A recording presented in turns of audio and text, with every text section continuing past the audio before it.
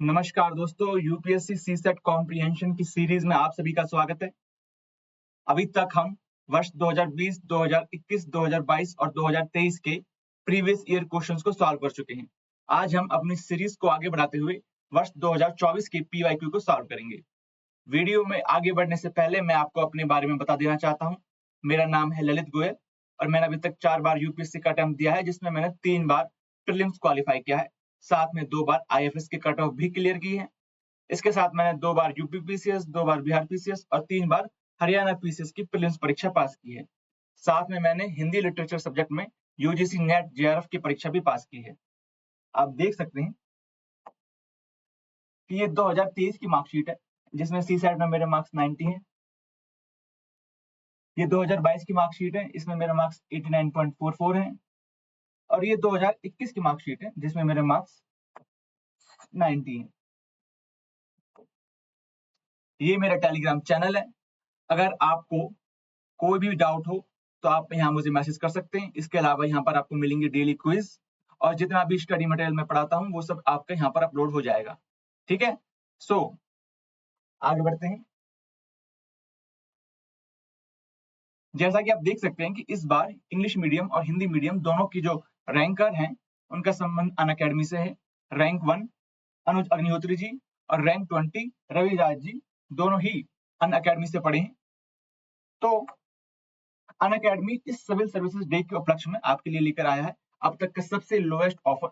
मात्र 16,999 में आप हमारे साथ जुड़कर तैयारी कर सकते हैं। यह ऑफर जो है सीमित समय के लिए है, इसलिए जल्दी से एनरोल कीजिए। आप देख सकते हैं यहाँ अलग अलग टाइप्स के बैच हैं, अलग अलग ड्यूरेशन से, अलग अलग डिस्काउंट्स है। सो आप अगर अपनी तैयारी करना चाहते हैं तो तुरंत एनरोल कीजिए। चलिए सबसे पहले क्वेश्चन पर आगे बढ़ते हैं। जैसा कि आप जानते हैं कि हमने 2020 और 2021 के जो पीवाई को सॉल्व किए थे वो बिल्कुल ट्रेडिशनल अप्रोच से सॉल्व किए थे, लेकिन जब बात हमने की 2022 और 2023 की तो वहां हमने थोड़ी नई अप्रोच से क्वेश्चंस को सॉल्व किया। यह वही अप्रोच है जिसको मैंने अपने एग्जाम हॉल में फॉलो किया और पहले अटेम्प्ट में फेलियर के बाद लगातार मेरे 90 मार्क्स जो आए हैं वो इसी अप्रोच के कारण है।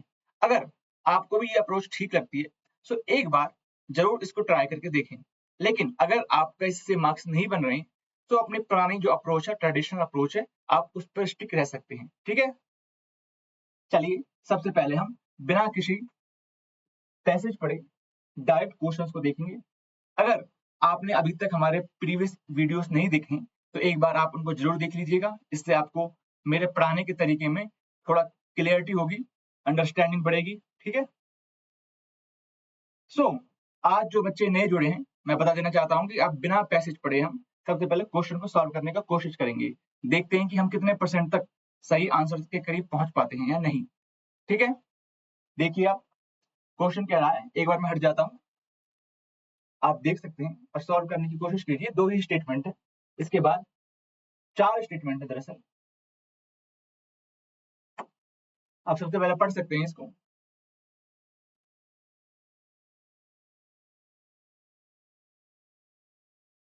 ये आपकी 2 स्टेटमेंट है,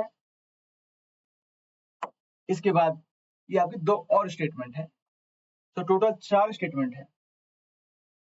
यकीन मानिए इस क्वेश्चन को सॉल्व करने के लिए आपको पैसेज पढ़ने की जरूरत नहीं पड़ेगी। चलिए एक बार क्वेश्चन को पढ़ लेते हैं।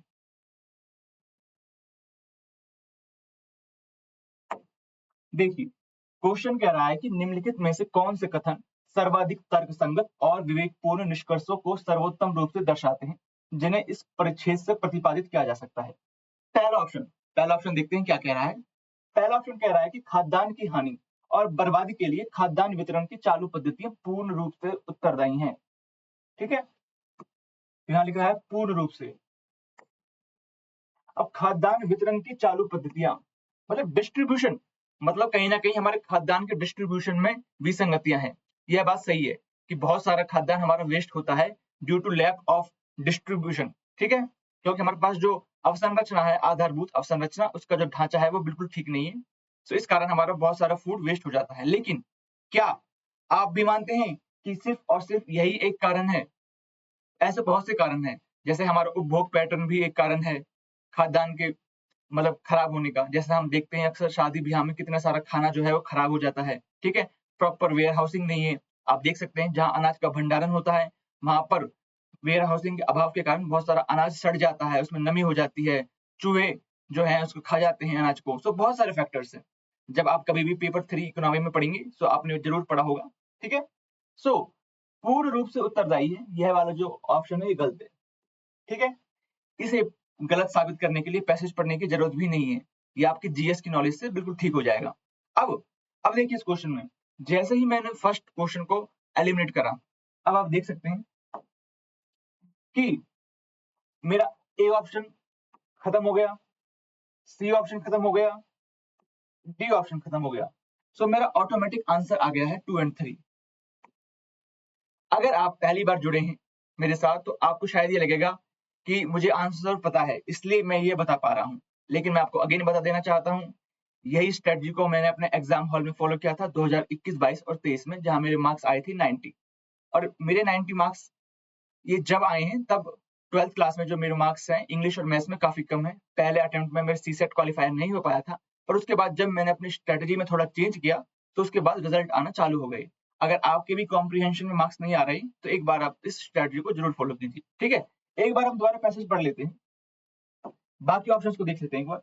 कि खाद्यान्न की हानि और बर्बादी की प्रचलित प्रवृत्ति से भूमि की उत्पादकता प्रतिकूल रूप से प्रभावित हो सकती है, ठीक है? ओके, आगे बढ़ते हैं एक बार। खाद्यान्न की हानि और बर्बादी में कमी के परिणाम स्वरूप कार्बन फुटप्रिंट में कमी आती है। बिल्कुल आपको पता होगा कार्बन फुटप्रिंट का मतलब क्या है। अगर हमारा फूड वेस्टेज बढ़ेगा तो हमारा कार्बन फुटप्रिंट भी बढ़ेगा, ठीक है? तो कोई भी ऐसी प्रथा जो अधारणीय है, अनसस्टेनेबल है, उसके कारण जो हमारा कार्बन फुटप्रिंट बढ़ता है। और कोई भी ऐसी प्रथा जो पर्यावरण के अनुकूल है, उससे हमारा कार्बन फुटप्रिंट घटता है, ठीक है? खाद्यान्न की हानि और बर्बादी को रोकने या कम करने के लिए कटाई उपरांत प्रौद्योगिकियां उपलब्ध नहीं है। जी नहीं, बहुत सारी ऐसी प्रौद्योगिकियां उपलब्ध है हमारे पास। इनफैक्ट जो Indian council of agriculture research है, उसने बहुत सारी ऐसी टेक्नोलॉजी डेवलप की है जो हमारी पोस्ट हार्वेस्टिंग के बाद जो नुकसान है उसको कम से कम कर सकते हैं, ठीक है? तो ये ऑप्शन भी आपका गलत है। तो अब देख सकते हैं कि सही आंसर होगा आपका 2 एंड 3। एक बार पैसेज को पढ़ लेते हैं ताकि आपको भी यकीन हो जाए। देखते हैं, एक बार पैसेज को पढ़ते हैं कि खाद्य और कृषि संगठन मतलब एफएओ के अनुसार, अब आप मुझे कमेंट सेक्शन में बताएं कि एफएओ की स्थापना कब हुई थी, ठीक है? और इसका हेडक्वार्टर कहां पर है? सो खाद्य और कृषि संगठन के अनुसार मानव उपभोग के लिए उत्पादित खाद्यान्न के लिए 1/3 की विश्वव्यापी हानि या बर्बादी होती है। ये फैक्ट आपका मेंस के लिए भी काफी इंपॉर्टेंट है। आप देखते हैं अक्सर कि भारत के संदर्भ में बात आती है कि भारत एक विकासशील देश है या तेजी से बढ़ती एक अर्थव्यवस्था है, लेकिन जब हम बात करते हैं कुपोषण की तो अभी भी लगभग 50% महिलाएं एनीमिया से ग्रस्त हैं, लगभग 1/3 बच्चे अभी भी कुपोषित हैं, ठीक है? तो उसका कारण क्या हो सकता है कि बहुत सारा जो हमारा अनाज है वो खराब हो जाता है, 1/3 अनाज, ठीक है? विश्व के लेवल पे बात कर रहा है, यद्यपि भारत भी इसका अपवाद नहीं है, भारत में जो एवरेज है वो अधिक ही होगा। आरंभिक कृषि उत्पादन से लेकर अंतिम घरेलू उपभोग तक की संपूर्ण आपूर्ति श्रृंखला के दौरान खाद्यान्न की हानि या बर्बादी होती है। मतलब उत्पादन से लेकर, मतलब जहां से अनाज उगता है, मतलब फार्म से लेकर आपकी प्लेट तक पहुंचने के दौरान बहुत सारे क्रम में अनाज की जो है बर्बादी होती है, ठीक है? आपूर्ति श्रृंखला के दौरान खाद्यान्न की बर्बादी होती है। इस बर्बादी के परिणाम स्वरूप लगभग 45% तक लैंड डिग्रेडेशन भी हुआ है, ठीक है? जिसके मुख्य कारण है निर्वनीकरण, असंधारणीय कृषि पद्धतियां, अत्यधिक भूजल निष्कर्षण। आपको पता है कि जो हमारा कृषि क्षेत्र है वो लगभग 80-85% भूजल निष्कर्षण के लिए उत्तरदायी है। इस वाले फैक्ट को हम पिछली क्लासेस में भी पढ़ चुके हैं। बर्बाद हुए खाद्यान्न पर व्यय की गई ऊर्जा के परिणाम स्वरूप प्रतिवर्ष लगभग 3.5 बिलियन टन कार्बन डाइऑक्साइड का उत्पादन होता है। तो आप देख सकते हैं कि खाद्यान्न की बर्बादी किस तरह कार्बन फुटप्रिंट में वृद्धि को जन्म देती है, ठीक है? सो अगर हमारा खाद्यान्न बर्बाद होगा तो हमारे ग्रीन हाउसेस गैसेस भी बढ़ेंगी और हमारा जलवायु परिवर्तन का जो संकट है वो और भी चरम रूप से बड़ा रूप ग्रहण करेगा। क्षय के परिणाम स्वरूप वायुमंडल में अन्य गैसों का हानिकारक उत्सर्जन होता है, ठीक है? खाद्यान्न पर्याप्तता और खाद्यान्न संधारणीयता के चक्र को पूरा करने के लिए खाद्यान्न के सभी रूपों में हानि या बर्बादी का समाधान करना महत्वपूर्ण है। अब आप देख सकते हैं, खाद्यान्न वितरण की चालू पद्धतियां पूर्ण रूप से उत्तरदायी है, बहुत सारे फैक्टर्स हैं, ठीक है? तो ये स्टेटमेंट आपका गलत हो गया। खाद्यान्न की हानि और बर्बादी की प्रचलित प्रवृत्ति से भूमि की उत्पादकता प्रतिकूल रूप से प्रभावित होती है। हमने पढ़ा कि 45% जो भूमि निम्नीकृत होती है, ठीक है, पैसेज में साफ साफ लिखा पड़ा है। आप चाहें तो उसको नोट भी कर सकते हैं, मेंस के लिए आपका काम आएगा। सो खाद्यान्न की हानि और बर्बादी में कमी के परिणाम स्वरूप कार्बन फुटप्रिंट में कमी आती है, यह स्टेटमेंट भी सही है। चौथा, खाद्यान्न की हानि और बर्बादी को रोकने या कम करने के लिए पोस्ट हार्वेस्ट प्रौद्योगिकियां उपलब्ध नहीं है। पैसेज में कहीं भी इस तरह की बात नहीं कही गई, तो आपका सही आंसर हो जाएगा केवल 2 और 3। ये सिर्फ और सिर्फ मैंने समझाने के लिए आपको बताया है। एग्जाम हॉल में आप सिर्फ और सिर्फ ऑप्शंस पढ़ के भी केवल 2 और 3 टिक करके आप आ सकते हैं, ठीक है। ये दूसरा पैसेज है इसी का। खाद्यान्न की हानि और बर्बादी को कम करने के लिए खाद्यान्न वितरण तंत्र की पुनः परिकल्पना करने और इसे प्रभावी बनाए जाने की आवश्यकता है। सबसे पहले हम देखते हैं, क्वेश्चन पूछ रहा है पूर्व धारणा। मैंने आपको पहले भी बताया था कि पूर्व धारणा वाले क्वेश्चन में हो सकता है कि ऑथर जिस ऑप्शन की बात कर रहा है वो ऑप्शन आपको डायरेक्टली पैसेज में ना दिया गया हो। कभी कभी आपको सीधा सीधा ऑप्शन नहीं दिखाई देगा, लेकिन उसका जो मूल भाव है वो आपको अवश्य दिखाई देगा। फॉर एग्जाम्पल, केशवानंद भारतीवाद में आपने आधारभूत ढांचे का सिद्धांत पढ़ा होगा, ठीक है। अब आधारभूत ढांचे का सिद्धांत जो है वो कहीं भी कॉन्स्टिट्यूशन में वेल डिफाइंड या रिटर्न नहीं है, लेकिन उसकी जो आत्मा है, उसकी जो स्पिरिट है, वो कॉन्स्टिट्यूशन में मौजूद है। उसी के आधार पर सुप्रीम कोर्ट ने डॉक्ट्रिन ऑफ बेसिक स्ट्रक्चर दी थी केशवानंद भारतीवाद में। अब यही बात लागू होती है आपकी पूर्व धारणा वाले क्वेश्चंस पर। कभी कभी ऑप्शंस आपको डायरेक्टली नहीं दिखाई देते, लेकिन उसकी स्पिरिट, उसका मूल भाव आप पैसेज पढ़कर समझ सकते हैं, ठीक है। अब दूसरा देखते हैं, खाद्यान्न की बर्बादी और हानि में कमी लाने का सुनिश्चित करना सभी नागरिकों का एक सामाजिक और नैतिक उत्तरदायित्व है। देख सकते हैं आप। अब ये वाली बात कहीं भी पैसेज में डायरेक्ट नहीं दी गई। प्रत्यक्ष रूप से अगर आप इस क्वेश्चन को, इस ऑप्शन को ढूंढेंगे पैसेज में, तो आप इस ऑप्शन को गलत मान सकते हैं, क्योंकि पैसेज में कहीं भी इस तरह की बात नहीं की गई।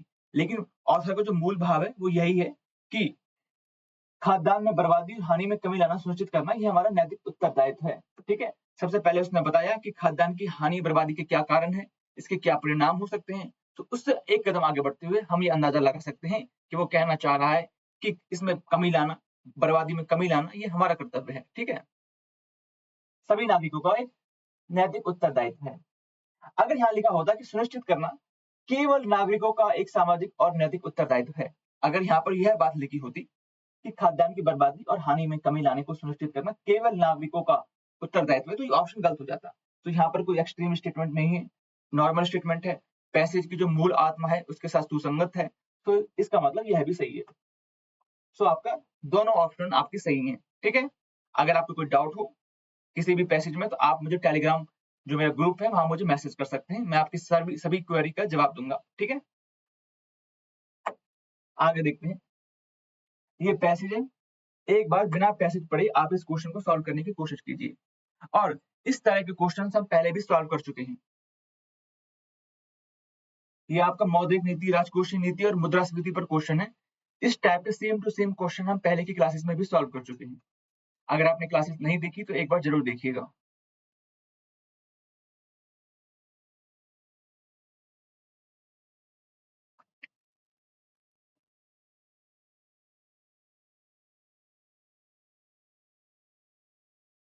सो क्वेश्चन कह रहा है कि सर्वाधिक तर्कसंगत और विवेकपूर्ण निष्कर्ष, ठीक है।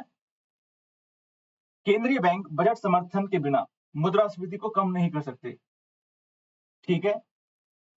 हम पहले भी इस टाइप की पैसेज में एक बार पढ़ चुके हैं कि मौद्रिक नीति और राजकोषीय नीति दोनों अर्थव्यवस्था की साइकिल के दो पहिए हैं। इसमें से अगर एक भी पहिया खराब होता है तो आपकी साइकिल नहीं चलेगी। दोनों एक दूसरे पर डिपेंडेंट है। मौद्रिक नीति डिपेंड है राजकोषीय नीति पर, और राजकोषीय नीति डिपेंड है आपकी मौद्रिक नीति पर, ठीक है। सो जो आपका फर्स्ट स्टेटमेंट है वो फैक्चुअली सही है, ठीक है। लेकिन अभी हम इसको पूर्णतः सही नहीं मान सकते। मैंने आपको पिछली वाली क्लासेस में बताया था इसका रीजन क्या होता है, एक बार मैं दोबारा रिपीट कर देना चाहता हूँ जो नए बच्चे हैं। सपोज कीजिए कि अगर पैसेज के क्वेश्चंस में लिखा है, यहाँ क्वेश्चन 1 में लिखा होता कि ताजमहल जो है वह आगरा में है, और क्वेश्चन ऑप्शन 2 में लिखा होता कि ताजमहल का निर्माण औरंगजेब ने करवाया है। सो जो ऑप्शन 1 है उस पर मैं मारता गोला। गोला का मतलब है वेट एंड वॉच। इसका मतलब यह है जो स्टेटमेंट है ये फैक्चुअली करेक्ट है कि ताजमहल आगरा में है, लेकिन क्या ऑथर ने पैसेज में ताजमहल के बारे में बात की है, यह मुझे नहीं पता। इसे वेरीफाई करने के लिए मुझे एक बार पैसेज पढ़ना होगा। लेकिन जब मैं दूसरी स्टेटमेंट कहा कि जो ताजमहल है, उसका निर्माण औरंगजेब ने करवाया, अब यह जो स्टेटमेंट है यह फैक्चुअली इनकरेक्ट है। इसे गलत साबित करने के लिए मुझे पैसेज पढ़ने की जरूरत नहीं है। आई होप आप मेरे जो तर्क है इसको समझ गए होंगे और इसी के आधार पर आप एग्जाम हॉल में जल्दी से डिसीजन ले सकते हैं। ठीक है। पहला कि केंद्रीय बैंक बजट समर्थन के बिना मुद्रास्फीति को कम नहीं कर सकते, यह बात फैक्चुअली करेक्ट है, लेकिन सही मानना है या गलत मानना एक बार हम पैसेज पढ़कर देखेंगे, क्रॉस वेरीफाई करेंगे। दूसरा, मौद्रिक नीति के प्रभाव सरकार द्वारा अनुसरण की जाने वाली राजकोषीय नीति पर निर्भर है। तो जो बात पहली स्टेटमेंट कह रही है वही बात घुमा फिराकर दूसरी स्टेटमेंट भी कह रही है। ठीक है, अगर पहली स्टेटमेंट सही होगी तो दूसरी स्टेटमेंट भी ऑटोमेटिक सही हो जाएगी। चलिए आगे देखते हैं एक बार इस पैसेज को पढ़ने की कोशिश करते हैं। जैसे जैसे मुद्रास्फीति बढ़ती है, वह सरकार भी जो पहले बजट अनुशासन के प्रतिबद्ध थी, परिवारों की सहायता के लिए मुक्त रूप से व्यय करती हैं। तो इकोनॉमिक्स में आपने पढ़ा होगा कि जैसे जैसे मुद्रास्फीति बढ़ती है, सरकारें क्या करती है, अपने राजकोषीय जो अनुशासन है उसको छोड़कर परिवारों की सहायता के लिए मुक्त रूप से व्यय करती हैं। आगे, केंद्रीय बैंक द्वारा घोषित उच्चतर ब्याज दरों से संतुलित राजकोषीय मितव्ययता बरतने की अपेक्षा की जाती है। आपको पता है कि जब भी कभी भी मुद्रास्फीति बढ़ती है तो रिजर्व बैंक अपनी जो ब्याज दरें हैं उनको बढ़ा देता है। ठीक है, ताकि जो मुद्रा की आपूर्ति और मांग में एक संतुलन बनाए रखा जा सके। ऐसा कुछ भी नहीं है जो अभी तक आपने इकोनॉमिक्स में नहीं पढ़ा होगा। इसलिए अगर आपके इकोनॉमिक्स अच्छे हैं, इन्वायरमेंट अच्छा है, साइंस एंड टेक अच्छा है, तो आपके कॉम्प्रिहेंशन में पैसेज सॉल्व करने की जो सफलता दर है वो अधिक हो जाएगी। आगे बढ़ते हैं। केंद्रीय बैंक द्वारा घोषित उच्चतर ब्याज दरों से संतुलित राजकोषीय मितव्ययता बरतने की अपेक्षा की जाती है, क्योंकि उधार लेने के लिए अधिक भुगतान करते समय स्थिर ऋणों को बनाए रखने के लिए सरकार को व्यय में कटौती करनी होगी या करों में वृद्धि करनी होगी। राजकोषीय समर्थन के बिना मौद्रिक नीति अंततः अपना प्रभाव खो देती है। अब देखिए, अब यहाँ साफ साफ लिखा पड़ा है कि राजकोषीय समर्थन के बिना मौद्रिक नीति अंततः अपना प्रभाव खो देती है। उच्चतर ब्याज दरें मुद्रास्फीति कारक हो सकती हैं, हो जाती हैं, न कि मुद्रा अपस्फीति कारक, क्योंकि वे केवल सरकारों की बढ़ती ऋण चुकौती लागतों को भुगतान करने हेतु अधिक उधार लेने के लिए प्रेरित करती हैं। मॉनेटरी अनूमरिंग का जोखिम तब और अधिक होता है जब सार्वजनिक ऋणों में वृद्धि होती है, क्योंकि ब्याज दरें ब्याज घाटे के लिए और अधिक महत्वपूर्ण बन जाती है। आप देख सकते हैं इकोनॉमिक्स का काफी टेक्निकल पैसेज है, लेकिन आपको बहुत ज्यादा टेक्निकल या डीप में जाने की जरूरत नहीं है। जब आप पैसेज पढ़ चुके होते हैं, मतलब जब आप पहले ऑप्शंस पढ़ चुके होते हैं, तो आपको पता है कि आपको पैसेज में क्या खोजना है। तो जो और सारी बेकार की बातें हैं उनकी तरफ आपका ध्यान नहीं जाना चाहिए। हमारे पास जो काम की बात है वो ये है कि केंद्रीय बैंक बजट समर्थन के बिना मुद्रास्फीति को कम नहीं कर सकते और मौद्रिक नीति के प्रभाव सरकार द्वारा अनुसरण की जाने वाली राजकोषीय नीति पर निर्भर है। मैंने कहा था कि जो पहली और दूसरी स्टेटमेंट दोनों ही इंटर रिलेटेड है। अगर इसमें एक भी स्टेटमेंट सही हुई तो इसका मतलब दोनों स्टेटमेंट सही होगी। ठीक है, अब जैसे ही मैंने ये वाली लाइन पढ़ी कि राजकोषीय समर्थन के बिना मौद्रिक नीति अंततः अपना प्रभाव खो देती है, मेरा आंसर यहीं तक आ चुका था। ठीक है, मुझे आगे पैसेज पढ़ने की भी जरूरत नहीं पड़ती। एग्जाम हॉल में अगर मैं होता तो सिर्फ और सिर्फ यहीं तक पैसेज को पढ़कर मैं अपना आंसर दे देता। ठीक है, तो इसका जो आंसर है वो है सी, दोनों। अब एक क्वेश्चन और इसी के आधार पर कि उपयुक्त परिच्छेद के आधार पर निम्नलिखित पूर्व धारणाएं बनाई गई हैं। तो जब भी पूर्व धारणा वाला क्वेश्चन आए, आपके दिमाग में तुरंत केशवानंद भारतीवाद वाला केस आ जाना चाहिए कि बेसिक स्ट्रक्चर भले ही कॉन्स्टिट्यूशन ना लिखा हो, लेकिन उसकी जो स्पिरिट है वो कॉन्स्टिट्यूशन में मेंशन्ड है। ठीक है, आर्टिकल 12 की आप बात कर सकते हैं, चाहे आर्टिकल 368 की बात कर सकते हैं, आर्टिकल 32, 226, कहीं ना कहीं ये बेसिक स्ट्रक्चर की डॉक्ट्रिन को पोषित करती हैं। इसी प्रकार पूर्व धारणा वाले क्वेश्चन में आपका दिमाग तुरंत जाना चाहिए वहां पर। अब आप इस क्वेश्चन का जवाब मुझे देंगे।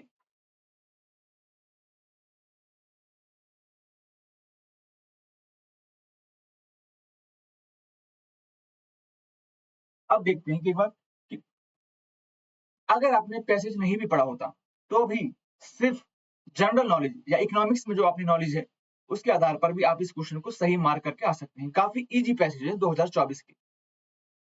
उच्चतर कीमतों के लिए सरकारों की राजकोषीय नीतियां पूर्ण रूप से उत्तरदायी हैं।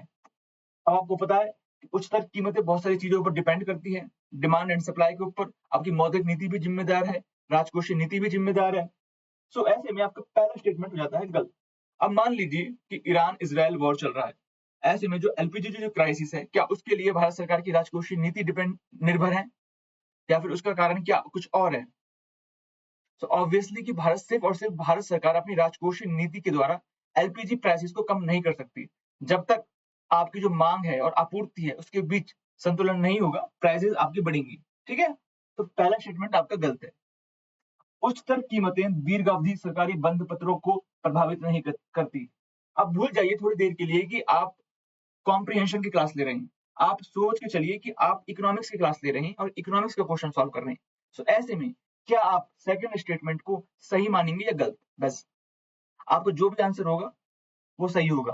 ठीक है? सो उच्चतर कीमतें दीर्घावधि सरकारी बंद पत्रों को प्रभावित नहीं करती, ये ऑप्शन गलत है। प्रभावित करती है, सकारात्मक या नकारात्मक जो भी अर्थ में, लेकिन प्रभावित तो करती हैं।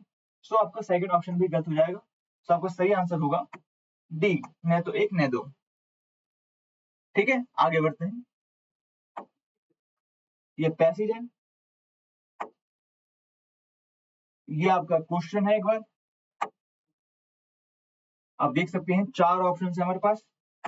तो सबसे पहले आप 2 ऑप्शंस को पढ़ लीजिए सबसे पहले।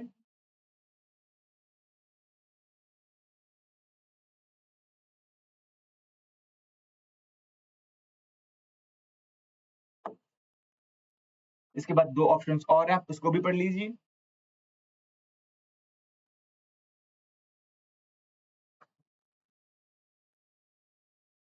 तो क्वेश्चन पूछ रहा है आपकी पूर्व धारणाएं।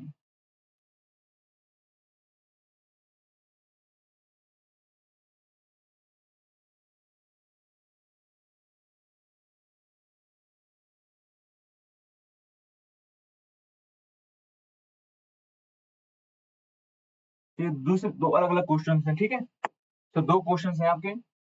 एक बार देखते हैं सबसे पहले। क्वेश्चन 11 कह रहा है कि निम्नलिखित में से कौन सा कथन सर्वाधिक तर्कसंगत और विवेकपूर्ण निष्कर्ष को सर्वोत्तम रूप से दर्शाता है? ठीक है, पहला पहला कथन कि नगर आयोजना पाठ्यक्रमों की पाठ्य चर्चा में विविध और अंतर विषयक उपागम अप्रोच शामिल होना चाहिए। ठीक है, जनरली करेक्ट होना चाहिए, सही हो सकता है। तो इसको हम रखते हैं वेट एंड वॉच पर। ठीक है, भारत में नगर प्रशासकों में नगर आयोजना और प्रबंधन में औपचारिक प्रशिक्षण का अभाव है। अब ये स्टेटमेंट भी सही हो सकती है या गलत भी हो सकती है, डिपेंड करता है पैसेज में क्या ऑथर ने बात कही है। सो एक बार अभी इसको भी हम वेट एंड वॉच के लिए रख देते हैं। ठीक है, आगे बढ़ते हैं एक बार। सी कह रहा है कि भारत में नगरीय क्षेत्रों का प्रबंधन एक स्थानीय मामला है। यहां तक ये स्टेटमेंट सही है, जहां अपर्याप्त निधियों की चिरकालिक समस्या बनी रहती है। हालांकि ये थोड़ा एक्सट्रीम स्टेटमेंट है कि चिरकालिक समस्या बनी रहती है, लेकिन अभी हम इसको गलत नहीं मानते। एक बार वेट एंड वॉच के लिए रख देते हैं। ठीक है, क्योंकि संभावना है इसमें 1% भी अगर संभावना होगी तो हम उसको वेट एंड वॉच के लिए रख देंगे। सी, अब डी क्वेश्चन पर चलते हैं, डी ऑप्शन पर। हमारे नगरीय क्षेत्रों में जनसंख्या का उच्च घनत्व और व्यापक गरीबी के कारण उसमें योजनाबद्ध विकास कर पाना अत्यंत कठिन है। ये भी थोड़ा एक्सट्रीम स्टेटमेंट है, लेकिन एक बार इसको भी हम वेट एंड वॉच के लिए रख देते हैं। अब चारों को ही हमने वेट एंड वॉच के लिए रख दिया, इसका मतलब हम श्योरिटी के साथ कुछ भी नहीं कह सकते। इसके लिए एक बार अच्छे से पैसेज पढ़ना होगा। अब इसका जो दूसरा क्वेश्चन है, एक बार लगे हाथ उसको भी देख लेते हैं। ठीक है, इससे क्या होगा, हमारा डुप्लीकेशन ऑफ एफर्ट नहीं होगा।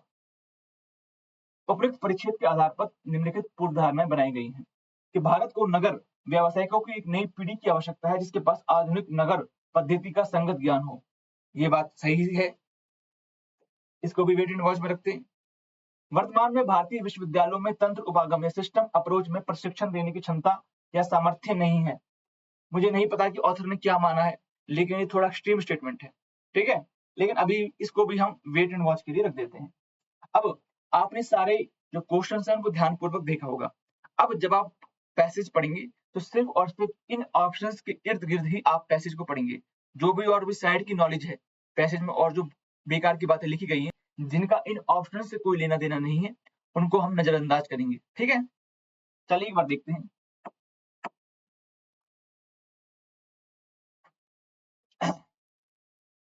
आज यदि हम न्यूयॉर्क, लंदन और पेरिस जैसे शहरों को विश्व के सर्वाधिक प्रतिष्ठित शहर मानते हैं, तो ऐसा इसलिए कि उनकी परिसीमाओं में एक विशाल तंत्र उपागम वाली योजनाएं लागू की गई थी।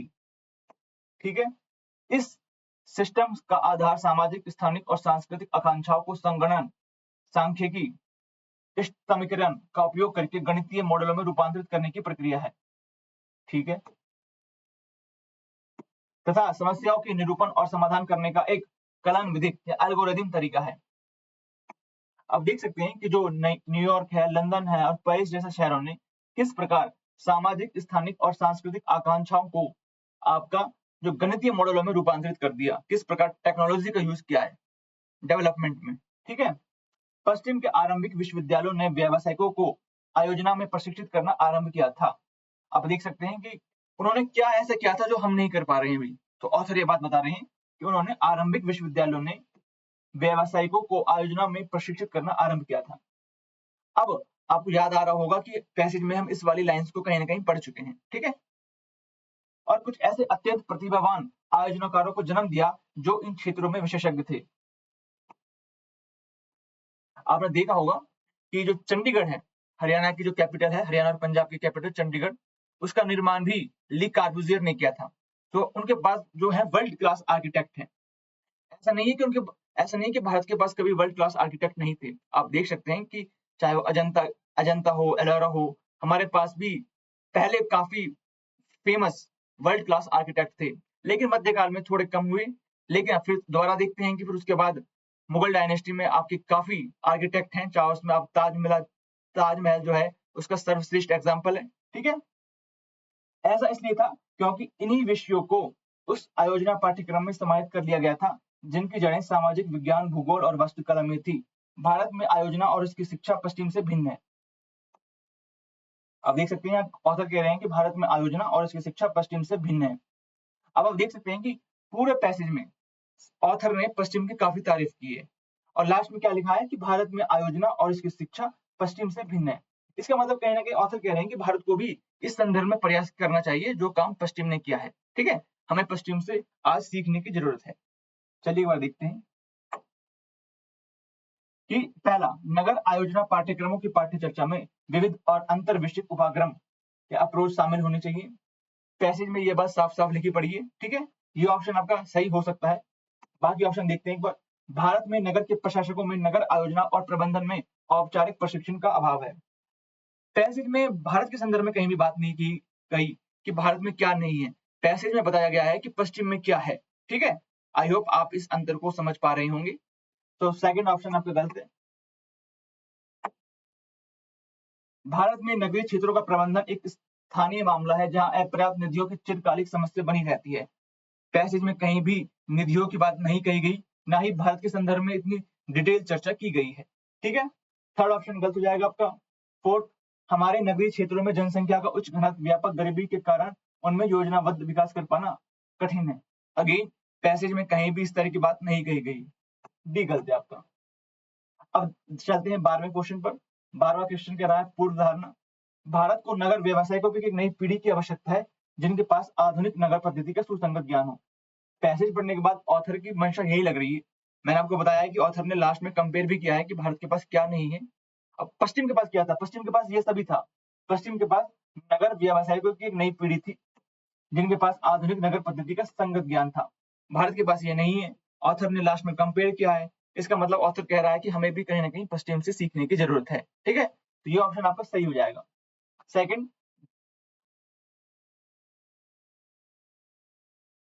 भारत में वर्तमान विश्वविद्यालयों में उपागम में प्रशिक्षण देने की क्षमता या सामर्थ्य नहीं है।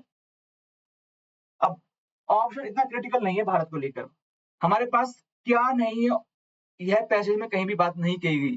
पैसेज सिर्फ यह बता रहा है कि हमको क्या सीखने की जरूरत है। ठीक है, तो पैसेज कहीं भी हमारी कमियों को इंगित नहीं कर रहा है। तो सेकंड ऑप्शन आपका गलत हो जाएगा। सही आंसर हो जाएगा आपका केवल एक।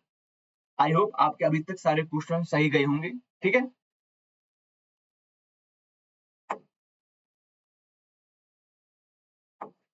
ये एक छोटा सा पैसेज है और इस पैसेज में 2 क्वेश्चन है।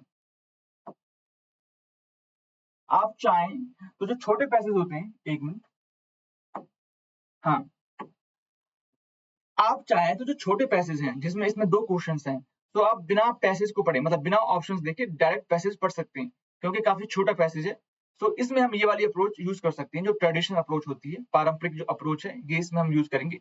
पहले पैसेज पढ़ेंगे, उसके बाद ऑप्शंस, क्योंकि छोटा पैसेज है, ठीक है।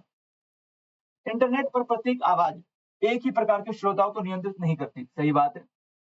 आपको पता है कि इंटरनेट पर जो है सबसे ज्यादा विविधता है। जब कुछ पूंजी वाले अनाम निजी संगठन अपने विचारों हेतु अधिक स्थान के लिए भुगतान करते हैं, तो वे प्रभावी रूप से अपेक्षाकृत ऊंची आवाज खरीद रहे होते हैं। इसका मतलब क्या है कि इंटरनेट भी जो है आपका समावेशी नहीं है। ऑथर बता रहे हैं कि इंटरनेट समावेशी नहीं है। इंटरनेट पर जिसके पास ज्यादा पैसा है उसकी आवाज ज्यादा बुलंद होती है, उसकी आवाज ज्यादा लोगों तक पहुंच पाती है, ठीक है। सो इंटरनेट भी आपका पूंजीवाद का शिकार है। अब गौर से पढ़िए, दोबारा पढ़ रहा हूं आपके लिए कि जब कुछ पूंजी वाले अनाम निजी संगठन अपने विचारों हेतु अधिक स्थान के लिए भुगतान करते हैं, तो वे प्रभावी रूप से अपेक्षाकृत ऊंची आवाज खरीद रहे होते हैं, ठीक है। यदि डिजिटल क्षेत्र में राजनीतिक संवाद या डिस्कोर्स निर्वाचन जीतने तक अपने प्रतिद्वंदी को मात देने का मामला है, तो राजनीति की गुणवत्ता बुरी तरह प्रभावित होती है। आप देख सकते हैं सोशल मीडिया पर भी जो राजनीतिक दल जिनके पास अधिक फंडिंग है, वो अधिक खर्च करते हैं और उनका अधिक फायदा मिलता है, और ये कहीं ना कहीं लोकतंत्र में नुकसानदायक होता है, खासकर ऐसी पार्टियों को जिनके पास इतने फंड नहीं है कि वो ऊंची आवाज खरीद सकें, ठीक है। तो कहीं भी आप देखेंगे कि ये समानता का मामला नहीं है, इक्वालिटी यहाँ पर आपको नहीं दिखाई देगी सोशल मीडिया पर। सोशल मीडिया के ध्यान का केंद्र ऐसी विषय वस्तु को बढ़ावा देने तक सीमित है, तो उनका ध्यान का केंद्र जो है सीमित। और कौन सी विषय वस्तु तक सीमित है? अधिकांश प्रयोक्ता संलिप्तता सृजित करें, भले ही विषय वस्तु कितनी ही भड़काने वाली क्यों ना हो।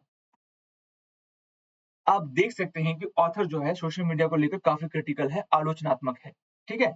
अब जब कभी भी पूर्व धारणा वाला क्वेश्चन आया तो आपके दिमाग में पहले से पता होना चाहिए कि ऑथर जो है वो सोशल मीडिया की बहुत ज्यादा तारीफ नहीं कर रहा, वो बहुत क्रिटिकल है सोशल मीडिया के दुष्प्रभावों को लेकर। चलिए देखते हैं एक बार, निम्नलिखित में से कौन सा कथन उपयुक्त परिच्छेद के केंद्रीय विचार को सर्वोत्तम रूप से दर्शाता है? विचारों के एक बाजार के रूप में निर्मित सोशल मीडिया सूचना तक त्वरित पहुंच को सुनिश्चित करता है। पूरे पैसेज में कहीं भी इस तरह की बात नहीं की गई, ये एक बहुत जनरल स्टेटमेंट है, पैसेज में कहीं ऐसी बात नहीं की गई। और दूसरी बात, जो पैसेज है उसका जो मूल भाव है वो क्रिटिकल है, जबकि ए का जो मूल भाव है वो सकारात्मक है, ठीक है। दूसरा, सोशल मीडिया आदर्श या नैतिक संस्थाएं नहीं है, बल्कि कंपनी द्वारा लाभ कमाने के लिए निर्मित उत्पाद है। बिल्कुल, ऑथर का मूल भाव ही यही है कि सोशल मीडिया जो है वो नैतिक उत्पाद नहीं है, बल्कि पूंजीवाद का ही एक उपकरण है, ठीक है। तो सेकंड ऑप्शन आपको सही लग रहा है, इसको हम वेट एंड वॉच के लिए रखते हैं। आगे देखते हैं सीएनडी। सोशल मीडिया का सृजन लोकतंत्रों को सशक्त बनाने के लिए किया गया है। आप देख सकते हैं कि ऑथर ने साफ-साफ बताया है कि सोशल मीडिया पर किस तरह जो बड़ी-बड़ी पार्टियां हैं वो ऊंची आवाज खरीद लेती हैं, जिसके कारण जो क्षेत्रीय पार्टियां हैं, छोटी पार्टियां हैं, उनकी आवाज दब जाती है, ठीक है। तो ये ऑप्शन आपका गलत है। आज के विश्व में सोशल मीडिया सुशिक्षित सामाजिक जीवन के लिए अपरिहार्य है। पूरे पैसेज में कहीं भी इस तरह की बात नहीं की गई। सो इसका जो सही आंसर होगा वो होगा आपका बी। आई होप अभी तक आपको इसमें कोई डाउट नहीं होगा और अभी तक आपका एक भी क्वेश्चन गलत नहीं जाना चाहिए। काफी इजी कॉम्प्रिहेंशन के पैसेज है। दूसरा ऑप्शन देखते हैं एक बार, पैसेज मतलब दूसरा क्वेश्चन। उपयुक्त परिच्छेद के आधार पर निम्नलिखित पूर्व धारणाएं बनाई गई हैं। इंटरनेट पर्याप्त रूप से समावेशी नहीं है, मैंने आपको पहले ही बताया था। ऑथर ने साफ साफ इस बात का जिक्र किया है कि जिसके पास जितना ज्यादा पैसा है वो उतनी ऊंची आवाज खरीद सकता है इंटरनेट पर, उसकी पहुंच उतनी बढ़ सकती है। तो पर्याप्त रूप से समावेशी नहीं है, ये बात सही है, ठीक है। इंटरनेट किसी देश में राजनीति की गुणवत्ता को प्रतिकूल रूप से प्रभावित कर सकता है। सो कर सकता है बिल्कुल, और कर रहा है, ठीक है। वर्तमान संदर्भ में, वर्तमान समय में आप देखेंगे कि इंटरनेट जो हमारी राजनीति की गुणवत्ता है उसको नकारात्मक रूप से प्रभावित कर रहा है। हालांकि इसके सकारात्मक पक्ष भी हैं, ठीक है, लेकिन यहाँ ऑथर बात कर रहा है कर सकता है, ठीक है। सो एक पॉसिबिलिटी है आपकी नेगेटिविटी की, और पैसेज में यह बात साफ साफ तौर पर लिखी पड़ी है। तो ये ऑप्शन भी आपका सही है। तो आपका सही ऑप्शन हो जाएगा ए और दो दोनों।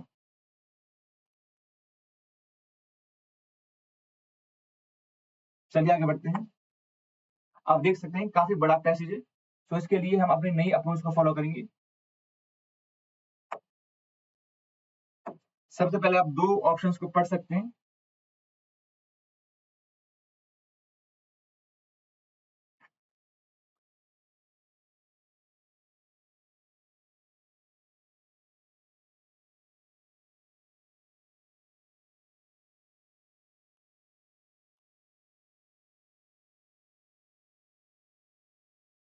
इसके बाद आप दूसरा जो क्वेश्चन है जो इसी से रिलेटेड है उसको भी देख सकते हैं एक बार।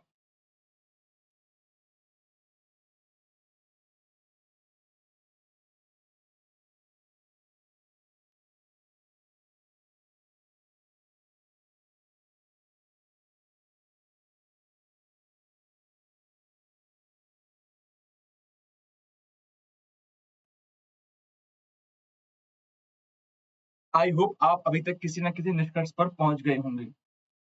कम से कम आपने एक या दो ऑप्शन को एलिमिनेट कर लिया होगा। चलिए देखते हैं। क्वेश्चन कह रहा है सबसे पहले पूर्व धारणा। तो जैसे आप मैं पूर्व धारणा बोलूं आपके दिमाग में आना चाहिए केशवानंद भारतीवाद। चलिए देखते हैं। प्रभावी स्कूली शिक्षा के लिए सरकारों की तुलना में माता पिताओं की भूमिका अधिक है। अब हालांकि यह सही होगा या गलत होगा ये डिपेंड करता है ऑथर ने क्या बात बोली है, लेकिन अब कॉमन सेंस से सोचिए कि भारत में आपको पता है कि जो साक्षरता दर है वो काफी कम है इन कंपेयर टू वेस्ट। जैसे कि भारत में जो साक्षरता दर है वो लगभग 2011 की जो जनसंख्या है वो लगभग 75-76% के आसपास है। ठीक है। अब यहाँ लिख रहा है कि स्कूली शिक्षा के लिए सरकारों की तुलना में माता पिताओं की भूमिका अधिक है। हम में से जो अधिकांश के जो माता पिता हैं वो शायद इतने पढ़े लिखे नहीं हैं कि हमारी शिक्षा में स्वयं बहुत बड़ा योगदान दे सकें। सो ऐसे देश में क्या आपको लगता है कि ऑथर ये बात बोलेगा कि सरकारों की तुलना में माता पिता की भूमिका बहुत अधिक है? ठीक है, माता पिता की नो डाउट एक बहुत बड़ी भूमिका है, लेकिन वो सरकार की तुलना में भूमिका जो है कम ही है। आपने उनकी भूमिका पढ़ी होगी आर्टिकल 51 में, जहां हम फंडामेंटल ड्यूटीज की बात करते हैं, तो आपको पता है कि ये माता पिता की जिम्मेदारी है कि वो बच्चों को स्कूल भेजें। उनकी जिम्मेदारी वहां तक है। ठीक है, उसके बाद का जो काम है वो स्कूल का है, शिक्षकों का है, आपके समाज का है। सो ये ऑप्शन आपका गलत हो सकता है। ठीक है, लेकिन अभी हम 100% गारंटी के साथ कुछ नहीं कह सकते। क्या पता ऑथर ने ये वाली बात कही हो, इसलिए हम थोड़ा वेट करते हैं। लेकिन मान लीजिए कि अगर आपको रिस्क लेना हो तो आप इसको गलत मान सकते हैं। दूसरा, ऐसा स्कूली पाठ्यक्रम जो आज की अपेक्षाओं के अनुरूप हो और पूरे देश के लिए एक समान हो, प्रकट की गई समस्याओं का समाधान कर सकता है। देखो यहाँ तक तो ये ऑप्शन सही है कि ऐसा स्कूली पाठ्यक्रम जो आज की अपेक्षाओं के अनुरूप हो। ठीक है, सही बात है। पाठ्यक्रम जो है वो आज की अपेक्षाओं के अनुरूप होना चाहिए। आज की अपेक्षाएं क्या है? आज की अपेक्षाएं एक और तो स्किल है कि आपको जो पाठ्यक्रम में स्किल होनी चाहिए, विशेषकर जो उभरती टेक्नोलॉजीज हैं जैसे आर्टिफिशियल इंटेलिजेंस है, ब्लॉकचेन है, आपकी 3D है, रोबोटिक्स है। ये वाली स्किल्स हो। दूसरा, उसमें मूल्य आधारित शिक्षा भी होनी चाहिए। ठीक है, सिर्फ और सिर्फ स्किल ना हो, मूल्य आधारित शिक्षा, उसमें नैतिकता का भी समावेश हो। यहाँ तक ये स्टेटमेंट सही है। अब ये कह रहा है कि पूरे देश के लिए एक समान हो।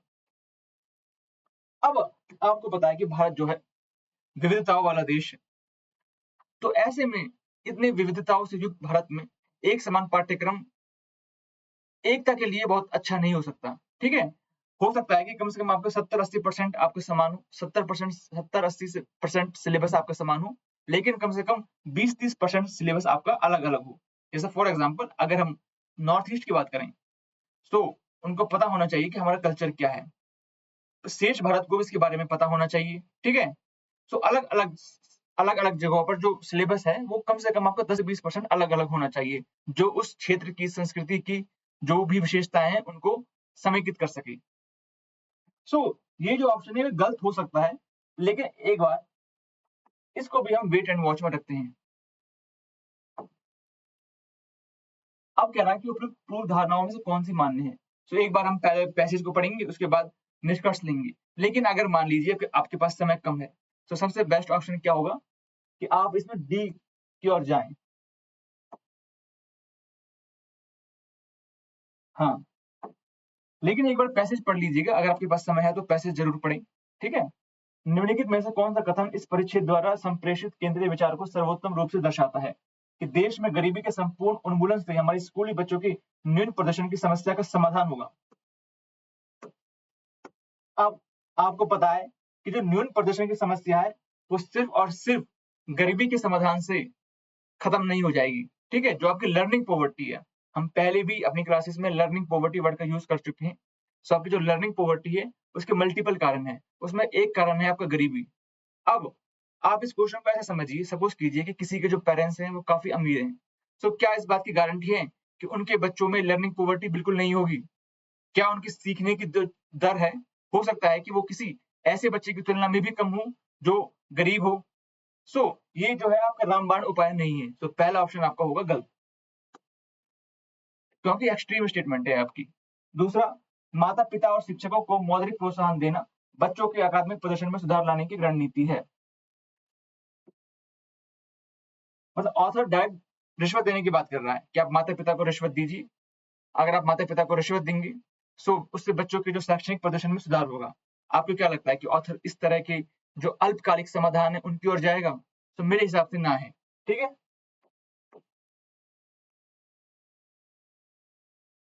हालांकि ये सही भी हो सकती है क्योंकि यहाँ पर बहुत ज्यादा एक्सट्रीम वर्ड यूज नहीं की गई। क्वेश्चन कह रहा है कि सुधार लाने की एक रणनीति है, तो जब हम पैसेज पढ़ेंगे तो इसको ध्यान में रखकर पढ़ेंगे। अभी के लिए मैंने गलत माना है। आगे देखते हैं। सार्वजनिक नीति से सुनिश्चित होना चाहिए कि युवाजनों की सामर्थ्य और उपलब्धियां उनकी अपेक्षाओं के अनुरूप हो। बिल्कुल, ये बात तो सही है, इसमें कहीं भी कोई ऐसी बात नहीं है जिसे आप गलत साबित कर सको। डी देखते हैं एक बार कि जब तक कुछ स्कूल उत्तीर्ण बच्चे या स्कूल पास आउट बच्चे कृषि में वापस नहीं जाएंगे, भारत जनसंख्या के लाभांश का लाभ नहीं उठा सकता। अब ये जो है बिना सिर पैर की बात है, एकदम गलत स्टेटमेंट है। ठीक है, सो इसको आप सबसे पहले गलत करेंगे। ए और बी में तो हो सकता है कि आपको थोड़ा बहुत डाउट हो, लेकिन जो डी ऑप्शन है वो आपका बिल्कुल पूर्णतः 100% रॉन्ग है। सो डी आपका 100% रॉन्ग है। अब हो सकता है कि ए या बी में से भी सही आंसर हो सकता है, लेकिन अधिकांश चांसेस है कि आपका जो आंसर है वो सी होगा। एक बार देख लेते हैं, दोबारा पैसेज पढ़ते हैं। जब तक बच्चे, एक बार आप इंग्लिश मीडियम से हैं तो एक बार आप चाहें तो पॉज करके पैसेज को पढ़ सकते हैं। जब तक बच्चे 8वीं कक्षा में पहुंचते हैं, उनमें से अधिकांश 13 वर्ष से 15 वर्ष की आयु सीमा में होते हैं। ठीक है, किंतु हमारे देश में 8वीं कक्षा के सभी बच्चों में लगभग 1/4 को सरल पाठ पढ़ने में कठिनाई होती है। आपने एक एनजीओ का नाम सुना होगा, प्रथम एनजीओ। प्रथम एनजीओ साल या 2 साल में एक रिपोर्ट निकालता है जिसका नाम है ASER, annual survey of education report. वो रिपोर्ट कहती है कि देश में लगभग 50% बच्चे जो 5वीं कक्षा में हैं, वो दूसरी कक्षा के जो पाठ्यक्रम है उसको पढ़ने में, समझने में कठिनाई महसूस करते हैं। तो कहीं ना कहीं पैसेज जो है उसी की बात कर रहा है। आप चाहें तो इस फैक्ट को मेंस के लिए नोट कर सकते हैं। ठीक है, किंतु हमारे देश में 8वीं कक्षा के सभी बच्चों के लगभग 1/4 को सरल पाठ पढ़ने में कठिनाई होती है। आधे से अधिक बच्चे भाग जैसे मूलभूत अंकगणितीय जो संक्रिया अरिथमेटिक ऑपरेशन तथा भी नहीं कर पाते। इसी से निपटने के लिए भारत सरकार का एक जो अभियान है वो है निपुण भारत अभियान। ठीक है, जिससे आप बेसिक जो लिटरेसी है, बेसिक नंबरेसी है, बेसिक जो आपका जमा घटा गुना भाग है, जो बेसिक आप साक्षरता स्किल्स हैं वो सीख सकें। तो इसको भी नोट कर लीजिएगा, निपुण भारत अभियान। प्रारंभिक स्कूल से प्रत्येक वर्ष लगभग 25 मिलियन युवा लड़के और लड़कियां उस जीवन में प्रवेश करते हैं जो अनिवार्य स्कूली शिक्षा के बाद उनके लिए है। वे कम से कम संगठित क्षेत्र के कार्यबल में तो प्रवेश नहीं कर सकते जब तक कि वे 18 वर्ष के नहीं हो जाते। आपको पता है चाइल्ड लेबर, फिर वो चाइल्ड लेबर की डेफिनेशन में आ जाएंगे। अनेक परिवारों के लिए ये बच्चे स्कूल में इस स्तर तक पहुंचने वाले उनके परिवारों के पहले बच्चे होते हैं। अब आपको पता है कि जो अधिकांश अधिकांश आज भी परिवार ऐसे हैं जहां अगर कोई बच्चा 10वीं या 12वीं कक्षा में पहुंच जाता है तो वो उस परिवार का पहला ऐसा सदस्य होता है। सो ऐसे में अब उनके माता पिता उन बच्चों को कैसे पढ़ा पाएंगे? ठीक है, तो ये जिम्मेदारी है पढ़ाई लिखाई की, कि माता पिता की एक सीमित है और जो सरकार की है वो ज्यादा है।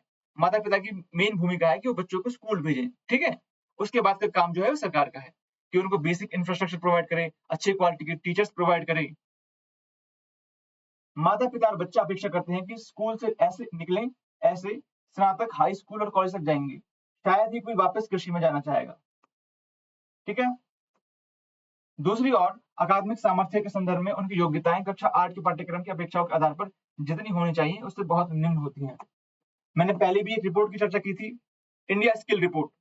इंडिया स्किल रिपोर्ट कहती है कि जो हमारे 50% ग्रेजुएट हैं, स्नातक हैं, वो रोजगार के योग्य नहीं है क्योंकि उनमें जो आवश्यक स्किल है उसका अभाव है। ऑथर भी स्कूल के स्तर पर ये वाली बात कह रहा है। ठीक है, अब दोबारा चलते हैं उस क्वेश्चन पर। पूर्व धारणाएं, प्रभावी स्कूली शिक्षा के लिए सरकारों की तुलना में माता पिताओं की भूमिका अधिक है। बिल्कुल गलत। ठीक है, अधिकांश परिवारों में माता पिता खुद निरक्षर हैं, तो ऐसे में आप उनसे ये कैसे वो कर सकते हैं डिमांड? दूसरा, ऐसा स्कूली पाठ्यक्रम जो आज की अपेक्षा के अनुरूप हो, पूरे देश के लिए एक समान हो, प्रकट की गई समस्या को समाधान कर सकता है। कहीं भी पूरे पैसेज में इस वाली बात की चर्चा नहीं है कि पाठ्यक्रम जो है पूरे देश के लिए एक समान होना चाहिए। ये ऑप्शन भी आपका गलत है। चलिए आगे बढ़ते हैं। सो सही आंसर है आपका डी, न तो 1 न 2। निम्नलिखित में से कौन सा कथन इस परिच्छेद द्वारा संप्रेषित केंद्रीय विचार को सर्वोत्तम रूप से दर्शाता है कि देश में गरीबी के संपूर्ण उन्मूलन से हमारे स्कूली बच्चों के न्यून प्रदर्शन की समस्या समाधान हो जाएगा? गलत ऑप्शन है। दूसरा, माता पिता और शिक्षकों को मौद्रिक प्रोत्साहन देना बच्चों के अकादमिक प्रदर्शन में सुधार लाने की रणनीति है। अगेन गलत आंसर है। तीसरा, सार्वजनिक नीति से यह सुनिश्चित होना चाहिए कि युवजनों की सामर्थ्य और उपलब्धियां उनकी अपेक्षाओं के अनुरूप हो। बिल्कुल, पैसेज के लास्ट में यही वाला भाव लिख कर आया है। चौथा, जब तक कुछ स्कूल उत्तीर्ण बच्चे कृषि में वापस नहीं जाएंगे, भारत जनसंख्या के लाभांश का लाभ नहीं उठा सकता। Again factually incorrect. चलिए आगे बढ़ते हैं।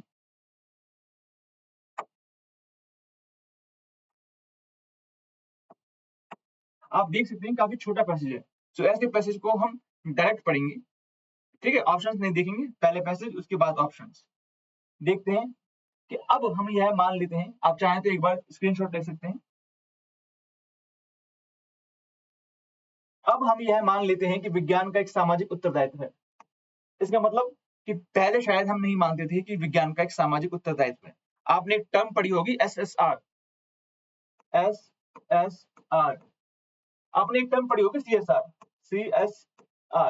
Corporate social responsibility. इससे आगे बढ़कर टर्म आई है SSR।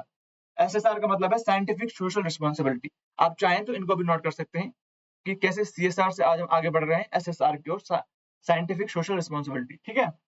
अब हम यह मान लेते हैं कि विज्ञान का एक सामाजिक उत्तरदायित्व है। यह विचार न्यूटन या गैलीलियो के मन में नहीं आया होगा, ठीक है।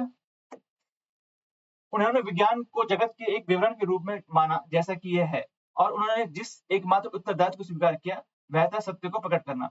मतलब उनके समय में सिर्फ और सिर्फ वैज्ञानिकों का एक ही उत्तरदायित्व था, और वह क्या था? सत्य को प्रकट करना, सत्य को हमारे सामने लाना, ठीक है।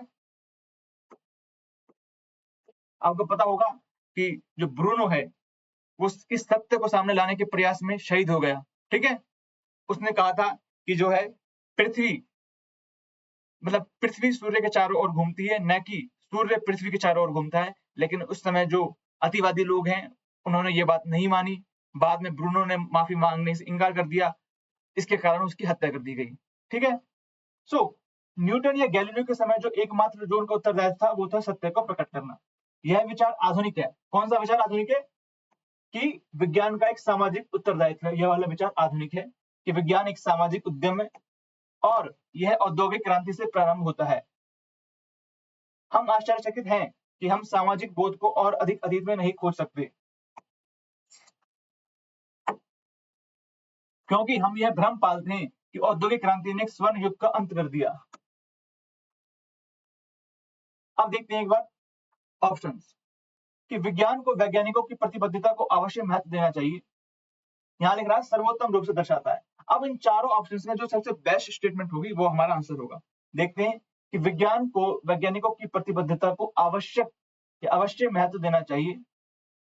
अभी कुछ समझ नहीं आया, इसको हम रखते हैं वेट एंड वॉच में। दूसरा देखते हैं, विज्ञान सभ्य समाज का एक उत्पाद है और लोगों में वैज्ञानिक ज्ञान के संवर्धन के लिए इसका अवश्य उपयोग किया जाना चाहिए, ठीक है। आगे बढ़ते हैं, विज्ञान में हुई प्रगतियों के द्वारा ही औद्योगिक क्रांति संभव हो पाई।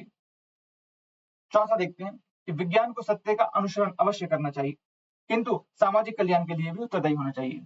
आप देख सकते हैं कि ये वाली जो स्टेटमेंट है ये पहले की जो वैज्ञानिक चेतना है आज की जो वैज्ञानिक चेतना है उन दोनों को जोड़ती है। पहले जो वैज्ञानिक चेतना थी वो सिर्फ और सिर्फ सत्य के अनुसरण करने पर बल देती थी, गैलीलियो या फिर न्यूटन। लेकिन उसके बाद यह अवधारणा आई कि विज्ञान का एक सामाजिक उत्तरदायित्व भी है, जो कि पैसेज के लेटर हाफ में साफ साफ बताया गया है। तो ऑप्शन क्या कह रहा है कि विज्ञान को सत्य का अनुसरण तो करना ही चाहिए, लेकिन सामाजिक कल्याण के लिए भी उत्तरदायी होना चाहिए। आप देख सकते हैं कि ए, बी, सी और डी में जो डी स्टेटमेंट है वह पूरे पैसेज के मर्म को पकड़ पाने में एकदम समर्थ है। इसका आंसर होगा सही डी, ठीक है। आई होप किसी को कोई डाउट नहीं होगा।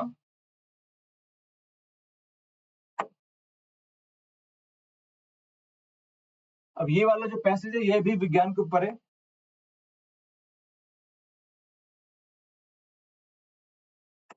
एक बार इसमें शायद 2 क्वेश्चन है। जी हाँ, इसमें भी 2 क्वेश्चन है।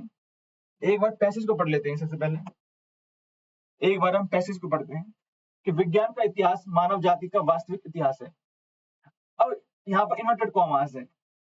इसका मतलब यह जो स्टेटमेंट है ये ऑथर की स्टेटमेंट नहीं है, ऑथर ने किसी की स्टेटमेंट को कोट करा है, उसको यूज किया है, ठीक है। तो ये वाली जो स्टेटमेंट है, पहली स्टेटमेंट, ये किसी और की स्टेटमेंट है जिसको ऑथर ने यूज किया है। अब इसके आधार पर ऑथर क्या कह रहा है कि इस अद्भुत सूक्ति में, सूक्ति मतलब ऊपर वाली स्टेटमेंट, इस अद्भुत सूक्ति में 19वीं शताब्दी के लेखक ने विज्ञान को उसकी पृष्ठभूमि से जोड़ा है। इसका जो लेखक है वो हमें नहीं पता, लेकिन हमें यह पता है कि जो लेखक है वह 19वीं शताब्दी का है। सो इस अद्भुत सूक्ति में 19वीं शताब्दी के लेखक ने विज्ञान को उसकी पृष्ठभूमि से जोड़ा है। अधिकतर सूक्तियों की तरह इसकी शक्ति विषमता के द्वारा सत्य के एक पहलू पर बल देने में निहित है। मतलब इस सूक्ति में भी अधिकांश सूक्तियों की तरह सिर्फ और सिर्फ सच के एक पहलू पर, या फिर सत्य का जो सिक्का है उसकी सिर्फ एक साइड पर बल दिया गया है, जिसे सुगमता से अनदेखा किया जा सकता है। इस मामले में विज्ञान और मानव जाति के मध्य संबंधों को अनदेखा करना और विज्ञान को किसी ऐसे अमूर्त अन्य पक्ष के रूप में मान लेना सहज लगता है, जिसकी कभी कभी उसके लाभकारी प्रभावों के लिए प्रशंसा की जा सकती है। किंतु युद्ध की विभीषिका के लिए बारंबार सुविधानुसार दोषारोपित किया जाता है। मतलब हम जो युद्ध की जो त्रासदी है उसके लिए विज्ञान को दोषी मानते हैं, जबकि आपको पता है कि विज्ञान तो सिर्फ और सिर्फ एक शक्ति है, उसका उपयोग मनुष्य करता है। सो अगर मान लीजिए कि वर्ल्ड वार 1 या वर्ल्ड वार 2 या अमेरिका ने जो परमाणु हमला किया था नागासाकी में, ठीक है, उसके लिए विज्ञान उत्तरदायी नहीं है, उसके लिए मानव का विवेक उत्तरदायी है, ठीक है। लेकिन हम क्या करते हैं, मानव की जगह विज्ञान पर यह सारा दोष मत देते हैं। विज्ञान और मानव जाति को समय समय पर मनुष्यों की सुविधा अनुसार पृथक नहीं किया जा सकता, ठीक है। हम समय समय पर सुविधा के अनुसार उसको पृथक कर देते हैं। जैसे मैंने आपको अभी बताया कि जब बात आती है न्यूक्लियर टेक्नोलॉजी की, तो उसका जो क्रेडिट है वो हम लेते हैं कि हमने बनाई, लेकिन जब बात आती है नागासाकी की, हिरोशिमा की, तो उसका दोष हम मत देते हैं टेक्नोलॉजी पर, ठीक है। सो सुविधा अनुसार पृथक नहीं किया जा सकता, तथापि हमने देखा है कि सुधार के असंख्य अवसरों के बावजूद सभ्यता के वर्तमान काल के आरंभिक वर्षों में अंतरराष्ट्रीय संघर्ष हावी रहा है। क्या यह विज्ञान की प्रगति का अपरिहार्य परिणाम है या त्रुटि कहीं और है? अब देख सकते हैं कि जो ऑथर ने इस पैसेज को क्वेश्चन के साथ एंड किया है, लास्ट में क्या लिखा है कि क्या यह विज्ञान की प्रगति का अपरिहार्य परिणाम है या त्रुटि कहीं और है। आगे चल के देखते हैं, थोड़ा अमूर्त पैसेज है यह, जो पैसेज है इसको समझने में आपको थोड़ी कठिनाई होगी क्योंकि थोड़ा अमूर्त पैसेज है, लेकिन फिर भी एक बार देखते हैं क्या हो सकता है। क्वेश्चन कह रहा है कि प्रभावपूर्ण तरीके से संप्रेषित किया गया है किसको? विज्ञान के बिना मानव जाति आज तक अस्तित्व में नहीं रह सकती थी। पूरे पैसेज में कहीं भी इस बात की चर्चा नहीं की गई कि अगर विज्ञान न होता तो मानव जाति आज खत्म हो जाती, ठीक है। यह विज्ञान ही है जो अंततः मानव जाति की नियति को निर्धारित करेगा। पूरे पैसेज में अगेन ये वाली बात भी कहीं नहीं कही गई कि विज्ञान ही मानव जाति की नियति को निर्धारित करेगा। देखो यहाँ पर पूर्व धारणा वाला ऑप्शन भी नहीं है। अगर ये पूर्व धारणा वाला क्वेश्चन होता तो हो सकता था कि शायद आपको जो सेकंड ऑप्शन है वो सही हो जाता, लेकिन यहाँ पर पूर्व धारणा नहीं पूछा गया। सो अगर पूर्व धारणा नहीं पूछा गया तो जो पैसेज में दिया गया है हम उसी तक सीमित रहेंगे। सिर्फ और सिर्फ पूर्व धारणा वाले क्वेश्चन में हम पैसेज से आगे बढ़कर काम करते हैं, ठीक है। सो आपका सही आंसर हो जाएगा डी, न तो एक और न दो। आई होप किसी को कोई डाउट नहीं होगा। चलिए आगे बढ़ते हैं।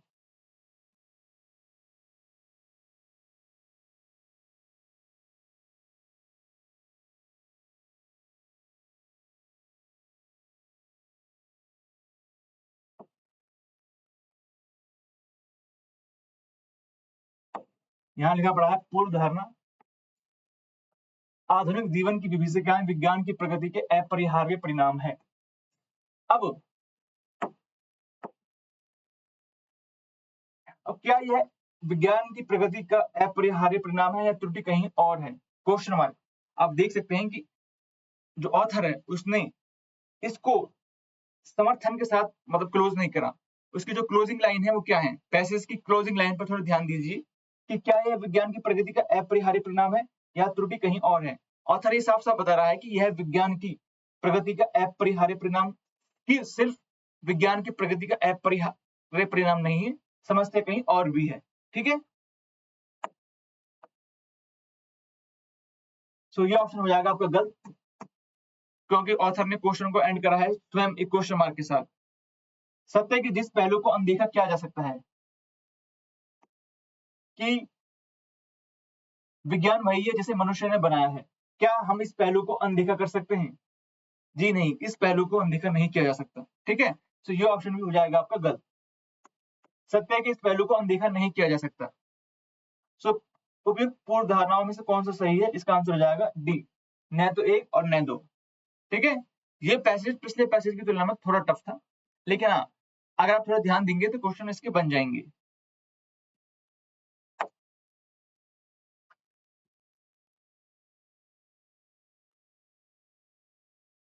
सबसे पहले हम पैसेज पढ़ेंगे, छोटा पैसेज है। सो आप चाहें तो एक बार पैसेज को पढ़ सकते हैं।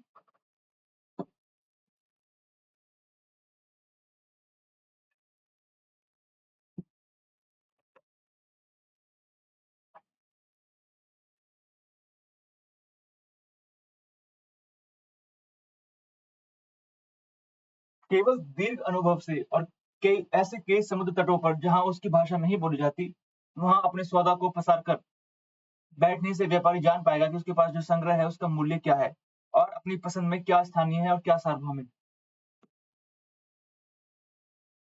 यह बात कब जान पाएंगे हम? दीर्घ अनुभव से। समुद्र तटों पर जहां उसकी भाषा नहीं बोली जाती, वहां अपने सौदा को प्रसार कर बैठने से व्यापारी जान पाएगा कि उसके पास जो संग्रह है उसका मूल्य क्या है। ठीक है, न्याय, प्रेम और सम्मान, शिष्टाचार जैसे कोमल पदार्थ और वास्तव में वे सभी चीजें जिन्हें हम चाहते हैं सभी जगह मान्य है। मतलब ये वाले जो मूल्य हैं, न्याय, प्रेम, सम्मान, शिष्टाचार, ये सभी जगह मान्य है। आपने अगर एथिक्स पढ़ा होगा पेपर 4 में, तो आपने पढ़ा होगा कि कुछ जो मूल्य हैं वो होते हैं आपके सार्वभौमिक, जो हर समाज, हर काल, हर परिस्थिति में मान्य है। जैसे मान लीजिए शांति का मूल्य, शांति का मूल्य हर काल, हर परिस्थिति, हर देश में मान्य है। ठीक है, दया का मूल्य, करुणा का मूल्य, त्याग का मूल्य, तो ये मूल्य है आपके सार्वभौमिक। कुछ मूल्य होते हैं आपके स्थानीय, किंतु वे विविध रूप से गढ़ी जाती हैं और प्राय अलग तरह से व्यवहार में लाई जाती हैं। मूल्य समान है किंतु व्यवहार में लाने के तरीके अलग अलग हो सकते हैं। ठीक है, प्राय अलग तरीके से व्यवहार में लाई जाती है, और यदि उनसे आपका सामना विदेशी भूमि पर होता है तो कभी कभी लगभग पहचानी नहीं जाती। ठीक है, हो सकता है कि जो मूल्य हमारे यहाँ पर हो वो विदेशों में भी हो, लेकिन अलग तरह से, इस तरह से कि शायद हम उन मूल्यों की पहचान भी ना पाए कि यह वही मूल्य है जो हमारे देश में भी है। और मूलभूत सामान्य मूल्यों को सीखने की कला संभवतः यात्रा का सबसे बड़ा लाभ है। सो सामान्य मूल्य मतलब सार्वभौमिक मूल्य। तो सार्वभौमिक मूल्यों को सीखने की कला संभवतः यात्रा का सबसे बड़ा लाभ है। तो ऑथर ने यात्रा करने का सबसे बड़ा लाभ बताया है उन लोगों के लिए जो अपने साथियों के बीच सहजता से जीने की इच्छा रखते हैं। अब क्वेश्चन कह रहा है कि यात्रा करते समय जब हम अन्य लोगों से मिलते हैं तो हम किन के बीच अंतर करना सीखते हैं? कल्पना और समझ, समुदाय और राष्ट्रीयता, स्थानीय मूल्य, सार्वभौमिक मूल्य, मित्र और शत्रु। अब आप साफ-साफ देख सकते हैं यहाँ पर स्थानीय मूल्य और सार्वभौमिक मूल्य के बीच ऑथर ने साफ-साफ बताया है कि किस प्रकार हम जो सार्वभौमिक मूल्य हैं, उनकी हमारी समझ बेहतर होती है यात्रा करने से। ठीक है? यात्रा करने को लेकर हिंदी साहित्य में एक बहुत अच्छा शेर है कि सैर कर दुनिया की गालिब, जिंदगानी फिर कहाँ, और जिंदगानी गर रही तो नौजवानी फिर कहाँ। ठीक है? आप चाहें तो इसको भी नोट कर सकते हैं। ऐसे में काफ़ी काम आएगा ये आपका जो उद्धरण है। उपयुक्त परिच्छेद के संदर्भ में निम्नलिखित पूर्व धारणाएं बनाई गई हैं। यात्रा से मनुष्यों की समझ विकसित होती है। देखो पूर्व धारणाएं, तो पूर्व धारणा वाले क्वेश्चन कैसे डील करना है मैंने आपको ऑलरेडी बता दिया है। अब देखते हैं कि यात्रा से मनुष्यों की समझ विकसित होती है। बिल्कुल, यात्रा से उनको सहायता मिलती है जो मूलभूत सामान्य मूल्य को सीखना चाहते हैं। ऑथर ने साफ-साफ बताया है कि यात्रा का सबसे बड़ा लाभ है सामान्य मूल्य को सीखना, समझना। तीसरा कह रहा है कि व्यक्ति जिसे यात्रा का दीर्घ अनुभव है, वह लोगों के मध्य मतभेदों को सुलझा सकता है। अब क्या आपको लगता है कि एक व्यक्ति जिसको यात्रा का अनुभव है, वह एक अच्छा मीडिएटर या मध्यस्थ बन सकता है? अगर ऐसा होता, तो भारत की फिर जो मध्यस्थता है, जो आर्बिट्रेशन काउंसिल ऑफ इंडिया है, उसके जो मेंबर्स हैं, उनको फिर भारत सरकार हर वर्ष विदेशी देशों में भ्रमण के लिए भेजती कि आप जाओ, वहाँ से सीख के आओ, इससे आपकी जो मेडिटेशन या फिर मध्यस्थता जो स्किल्स हैं, वो आपकी बढ़ेगी। लेकिन ऐसा नहीं है, ठीक है? तो ये आपको थोड़ा एक्सट्रीम स्टेटमेंट है। सिर्फ यात्रा करने से आप एक बेहतर मध्यस्थ नहीं बन सकते। और पूरे पैसेज में कहीं भी इस बात की चर्चा भी नहीं की गई। अगर इस स्टेटमेंट को आप सही भी मान लेंगे, जनरल स्टेटमेंट सही मान सकते हैं आप, लेकिन पूरे पैसेज में इसकी चर्चा भी नहीं की गई, इसलिए भी इसको हम गलत मानेंगे। तो इसका सही आंसर हो जाएगा केवल 1 एंड 2। ठीक है, थर्ड ऑप्शन को हमको सही नहीं मानना है। पूरे पैसेज में ना कहीं इसकी चर्चा है और ना ही यह पॉसिबल है। चलिए आगे बढ़ते हैं।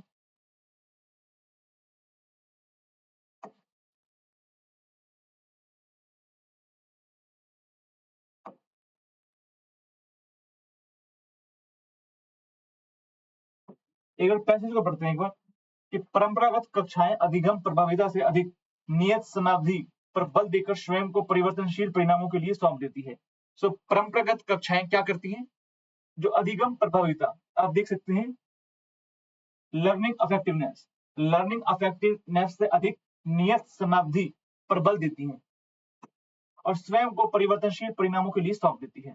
कक्षा का अत्याचार, अब आप पैसेज को पढ़कर समझ गए होंगे कि जो ऑथर है वो परंपरागत कक्षाओं को लेकर थोड़ा आलोचनात्मक है। ठीक है, अब इसी को ध्यान में रखकर आप पैसेज को पढ़ेंगे।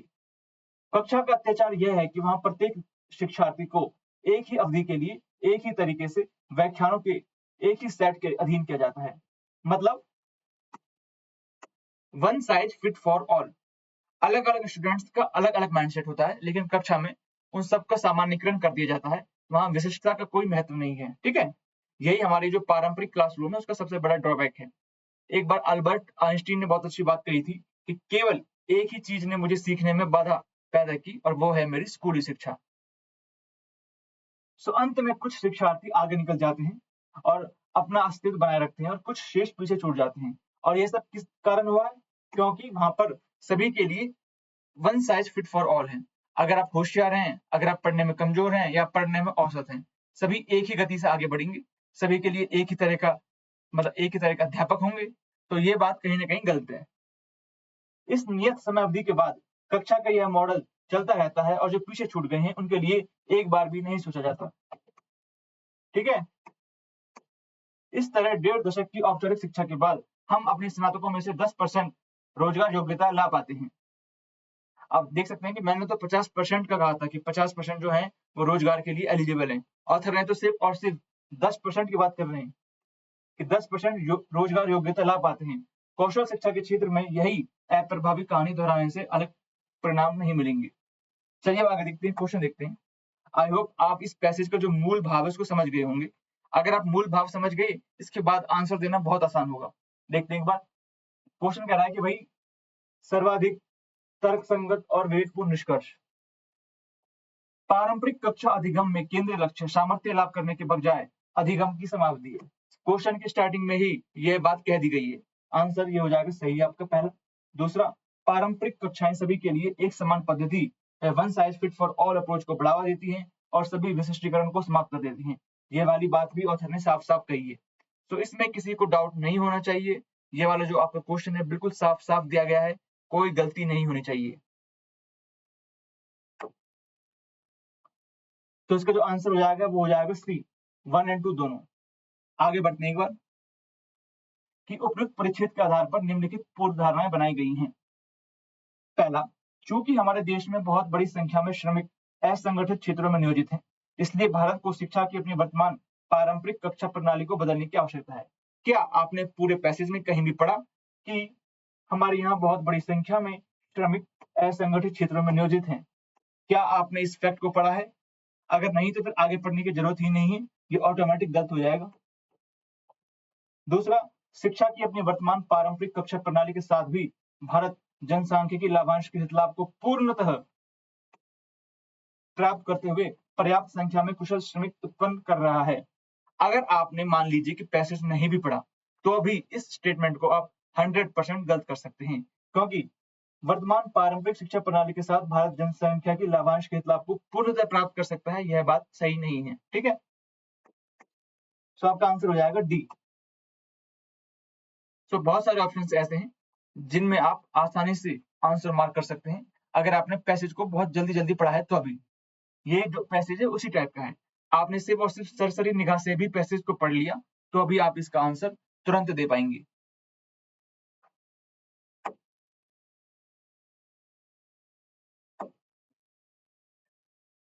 आप देख सकते हैं काफी छोटा पैसेज है, तो इस छोटे पैसेज को हम डायरेक्ट पढ़ेंगे, उसके बाद हम उसका ऑप्शंस देखेंगे। ठीक है, सो आप पढ़ना चालू कीजिए।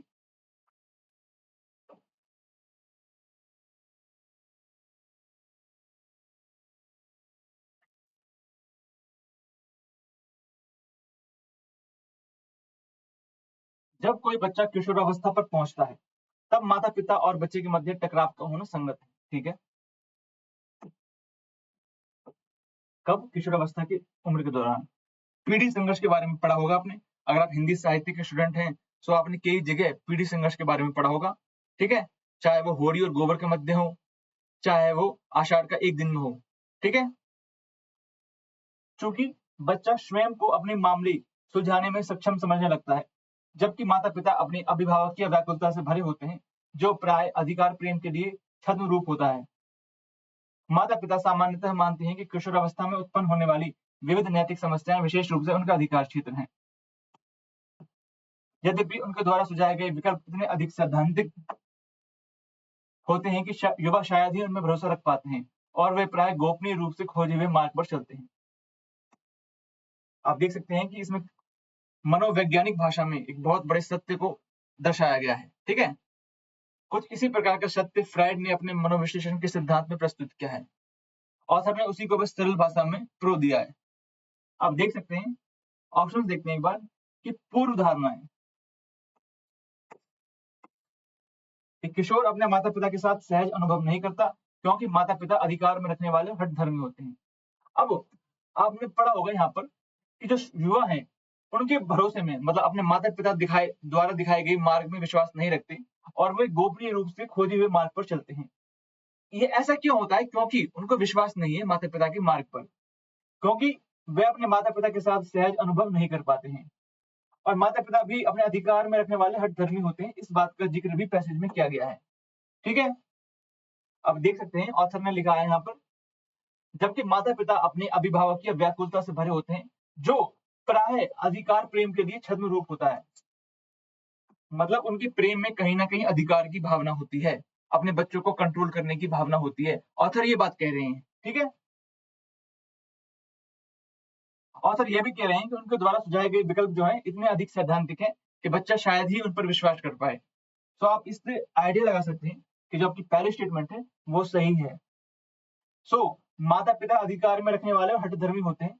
आप इसको एक्सट्रीम स्टेटमेंट नहीं मानिएगा। ठीक है, ये एक्सट्रीम स्टेटमेंट नहीं है। और मैंने आपको अगेन बताया था कि जब भी पूर्व धारणा की बात हो, तो आपको पैसेज का जो मूल मर्म है वो पकड़ना है, ना कि शब्दों पर ध्यान देना है। ठीक है, अगर आप शब्दों पर ध्यान देंगे तो आप फंस जाएंगे। फॉर एग्जाम्पल, अगर आप इस हठधर्मी वर्ड को पैसेज में ढूंढेंगे तो ये कहीं भी नहीं दिया गया हठधर्मी, लेकिन एक हठधर्मी व्यक्ति की जो विशेषताएं हैं उसको माता पिताओं पर आरोपित कर दिया गया है, और उसके माध्यम से हम ये आइडिया लगा सकते हैं कि ऑथर ये कह रहा है कि जो माता पिता हैं वो हठधर्मी हैं। सो पहला ऑप्शन आपका सही है, और ये बात मैं नहीं कह रहा हूं, ये बात ऑथर कह रहे हैं। ठीक है, दूसरा, आधुनिक समय के किशोर में माता पिता के प्रति अधिक श्रद्धा नहीं है। अब ये थोड़ा कंफ्यूजिंग स्टेटमेंट है। पहली नजर में आपको लग सकता है कि हो सकता है कि ये सही हो, लेकिन ये जो स्टेटमेंट है ये सही नहीं है। यूपीएससी ने इसको गलत माना है, जबकि यह सही भी हो सकती थी। 50-50% है। 50% इसके सही होने की संभावना है, 50% इसके गलत होने की संभावना है। ठीक है, सो ऐसे क्वेश्चन में हम कुछ नहीं कर सकते। अगर आपने इसको सही माना है या गलत माना है, तो दोनों ही मामलों में आप सही हैं। ठीक है, ये 50-50% का मामला है। तो यूपीएससी के अनुसार इसका जो आंसर होगा वो होगा आपका केवल एक। ठीक है, बाकी अगर आपने सी माना है कि 1 एंड 2 दोनों, तो अभी आप सही है, आप निश्चिंत रहिए। लेकिन हमें यूपीएससी के हिसाब से चलना है, तो यूपीएससी ने जो इसका आंसर है वो केवल 1 माना है। चलिए आगे बढ़ते हैं। निम्नलिखित में से कौन सा कथन उपयुक्त परिच्छेद के केंद्रीय विचार को सर्वोत्तम रूप से दर्शाता है? सो केंद्रीय विचार की बात कर रही है। पहला, जब बच्चे वयस्क होने के अपनी राह पर होते हैं तो माता पिता सामान्यतः अधिक सहायता नहीं कर सकते। बिल्कुल सही। अगर माता पिता सहायता भी करना चाहें तो भी बच्चे उनको दरकिनार कर देते हैं। ठीक है, ऑथर ने यही बात बताई है। दूसरा देखते हैं एक बार, जब बच्चे किशोरावस्था में पहुंचते हैं तो उनके जीवन में माता पिता का हस्तक्षेप अनावश्यक है। अब ये थोड़ा एक्सट्रीम स्टेटमेंट हो जाएगा कि माता पिता आपके हमेशा मार्गदर्शक हैं और आगे भी रहेंगे, चाहे कितने भी बड़े हो जाएं। ठीक है। सो ऑथर कभी भी ऐसी कच्ची बात नहीं कहेगा। तो माता पिता मतलब बच्चों पर माता पिता का नियंत्रण जरूरी है, ठीक है। बस वो नियंत्रण आपको ओवर नियंत्रण ना हो, इस बात का ध्यान रखना है। तो ये आपका गलत है। आज के मूल परिवार समुचित रूप से बच्चों का पालन पोषण करने में समर्थ नहीं है। पूरे पैसेज में कहीं भी ऐसी बात नहीं कही गई। ये पीढ़ी संघर्ष की जो समस्या है, ये सदैव से चली आ रही है, आगे भी चलेगी। हमारे आपको सबको इसको झेलना पड़ेगा, ठीक है, क्योंकि जो समय है वो तेजी से बदल रहा है। आधुनिक समाजों में किशोर जिद्दी, अवज्ञाकारी और लापरवाह होते हैं। ये वाली स्टेटमेंट भी सही नहीं है। किशोर भी अपने डोमेन में काफी हद तक सही है, ठीक है। ये सिर्फ और सिर्फ नजरिए का जो है सवाल है। तो इसका जो सही आंसर है वो आपका ए होगा। बी सी डी आपके तीनों ही एक्सट्रीम स्टेटमेंट है, जिनको आप आसानी से गलत कर सकते हैं। चलिए आगे बढ़ते हैं।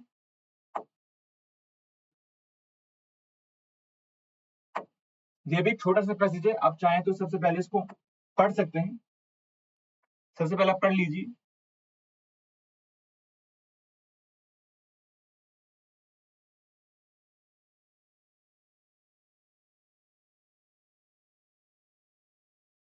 जब वैज्ञानिकों के एक अंतरराष्ट्रीय दल ने भूमिगत बेसाल्ट चट्टानों में कार्बन डाइऑक्साइड और जल के मिश्रण को पंप के द्वारा प्रवाहित किया, सो वैज्ञानिकों ने क्या किया? भूमिगत बेसाल्ट चट्टानों में कार्बन डाइऑक्साइड और जल के मिश्रण को प्रवाहित किया, CO2 और H2O। तो मूल रासायनिक प्रक्रिया हुई, केमिकल रिएक्शन हुआ। अम्लीय मिश्रण ने चट्टानों में विद्यमान कैल्शियम और मैग्नीशियम को घोल दिया और चूना पत्थर का निर्माण हुआ। ओके। वैज्ञानिकों ने जोर देकर कहा कि मूल रूप से कार्बन डाइऑक्साइड चट्टानों में परिवर्तन हो जाती है। अब आप देख सकते हैं कि हमने इनपुट के रूप में क्या डाला। इनपुट में हमने डाला कार्बन डाइऑक्साइड, आउटपुट में हमको क्या मिला? आउटपुट में हमको मिला चूना पत्थर। इसका मतलब कि हमने एक ऐसी विधि खोज ली कि हम अपनी कार्बन डाइऑक्साइड को चूना पत्थर में कन्वर्ट कर सकें। अब ये एक बहुत बड़ी वैज्ञानिक उपलब्धि है, क्योंकि आपको पता है कि जो क्लाइमेट चेंज का एक बहुत बड़ा कारण है वो है आपका CO2 का उत्सर्जन। अब इस विधि से हम क्या कर सकते हैं? जो अतिरिक्त CO2 है उसको हम चूना पत्थर में बदल सकते हैं, ठीक है। अब हम देखते हैं, और वैज्ञानिकों ने जोर देकर कहा ये बात कि मूल रूप से कार्बन डाइऑक्साइड अब आपकी चट्टानों में परिवर्तित हो रही है। अब एक बार आप चाहें तो ऑप्शन देख सकते हैं कि इसका सर्वाधिक तर्क संगत, विवेकपूर्ण और व्यवहारिक सुझाव सर्वोत्तम रूप से क्या है। ठीक है, यह भवन निर्माण प्रयोजनों के लिए वाणिज्यिक स्तर पर चूना पत्थर उत्पादन करने की एक सस्ती और व्यवहारिक विधि है। अब यह कितनी सस्ती है और कितनी व्यवहारिक है, इसके बारे में कहीं भी ऑथर ने नहीं बताया है कि इस विधि में कितना खर्चा आया है, कितनी प्रैक्टिकल है। ये बात कहीं नहीं दर्शाई गई है, ठीक है। तो पहला ऑप्शन हो जाएगा आपका गलत। दूसरा, इसका उपयोग कार्बन सीक्वेस्ट्रेशन की एक विधि के रूप में किया जा सकता है। बिल्कुल सही, आपने पढ़ा होगा एक CCUS, आपने शायद इसके बारे में पढ़ा होगा, carbon capture and utilisation and storage, ठीक है। तो कार्बन सीक्वेस्ट्रेशन काफी इंपॉर्टेंट है। तो ये ऑप्शन आपके सही हो सकता है अभी तक। आगे देखते हैं। इस विधि के द्वारा बेसाल्ट चट्टान को कैल्शियम और मैग्नीशियम खनिजों का एक अच्छा स्रोत बनाया जा सकता है। अब यह भी सही हो सकता है, लेकिन अगर आपने पैसेज पढ़ा होगा तो पैसेज के लास्ट में वैज्ञानिकों ने जोर देकर क्या कहा कि अब हम कार्बन डाइऑक्साइड को चूना पत्थर में बदल सकते हैं, ठीक है। तो मूल जोर चूना पत्थर नहीं है, मूल जो है कि हमने किसमें बदला? कार्बन डाइऑक्साइड को। इससे हम वायुमंडल से अतिरिक्त कार्बन डाइऑक्साइड को निकालकर चूना पत्थर में बदल सकते हैं, ठीक है। तो जैसा हम पढ़ते हैं वेस्ट टू एनर्जी, तो एक तरह से जो हमारा वेस्ट है वो हमारा एनर्जी में बदल जाएगा। यहाँ पर जो हमारा जो हानिकारक गैस है वो हमारी एक चूना पत्थर में बदल जाएंगी, जो कि एक महत्वपूर्ण भवन निर्माण सामग्री है। तो सी ऑप्शन सही हो सकता है, लेकिन बी की तुलना में कमजोर है, ठीक है। तो बी और सी में जब चुनने की बात आएगी तो हम हमेशा बी को चुनेंगे। डी देखते हैं। कार्बन डाइऑक्साइड और जल को मिश्रित कर उत्तम चट्टान विलायक अम्ल का उत्पादन किया जा सकता है। पैसेज का जो फोकस है वो कार्बन डाइऑक्साइड पर है, ना कि चट्टान बनाने पर। तो आपका सही आंसर होगा बी।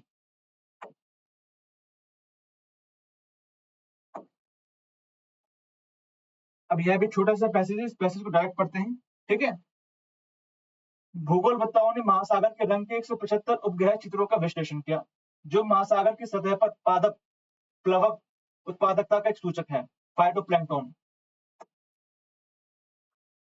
और यह पाया कि विशाल प्लावी हिमशैल आइसबर्ग दक्षिणी महासागर में कार्बन के 20% तक भंडारण के लिए उत्तरदायी हैं।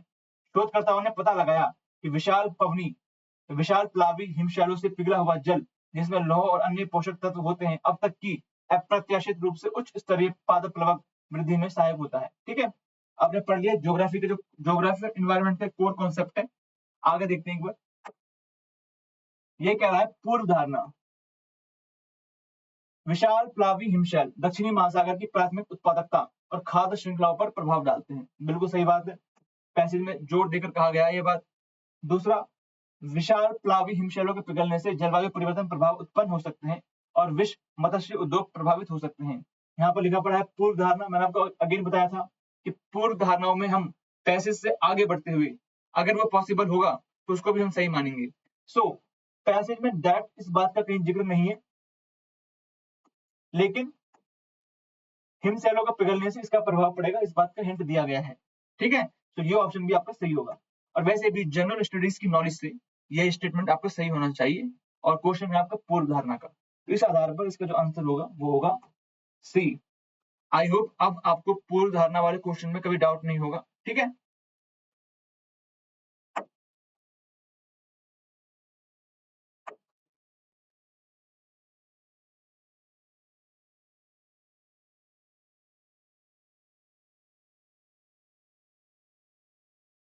चलिए छोटा सा पैसेज एक बार इसको देख लेते हैं। एक बार चाहें तो आप इसको पढ़ सकते हैं।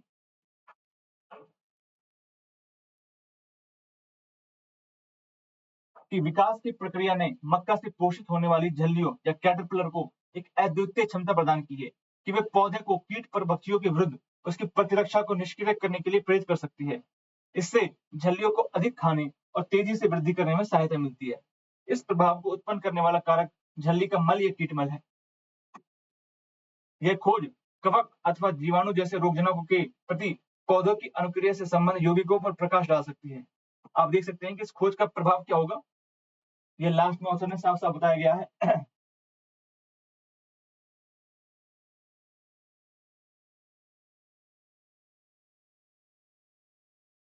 अब अगर आपको हिंदी में समझ नहीं आ रहा तो एक बार आप उसको इंग्लिश में भी पढ़ लीजिए कि evolution has endowed caterpillars that feed on corn. तो कैटरपिलर जो है वो कॉर्न पर फीड करते हैं।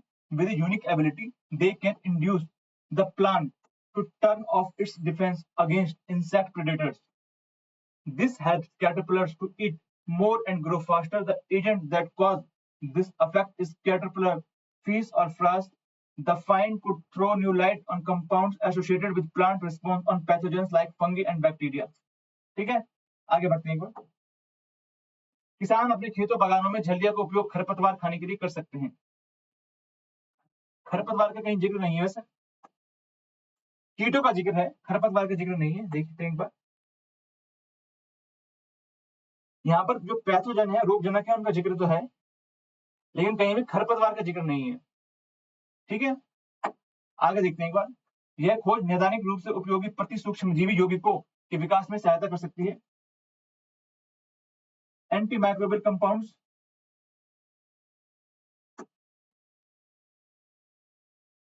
कहीं पर भी इस बात का जिक्र नहीं है, एक बार देखते हैं।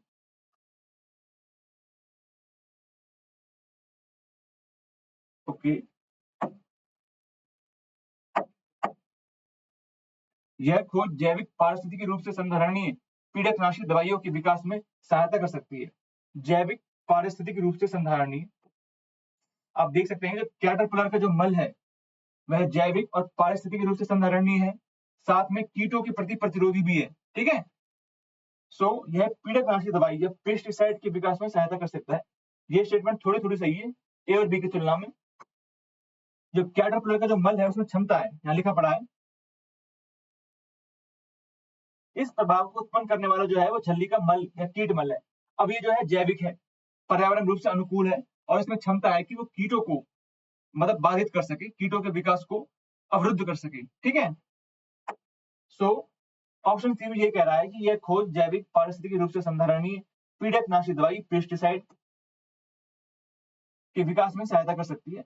झल्लियों को आनुवंशिक रूप से रूपांतरित किया जा सकता है ताकि उन्हें अन्य पौधा ये प्लांट पेस्ट के लिए परभक्षी बनाया जा सके। यहाँ पर कहीं पर भी आनुवंशिक टेक्नोलॉजी की बात नहीं की गई है, जेनेटिकली मॉडिफिकेशन की बात नहीं की गई, तो आपका ऑप्शन डी तो गलत हो जाएगा।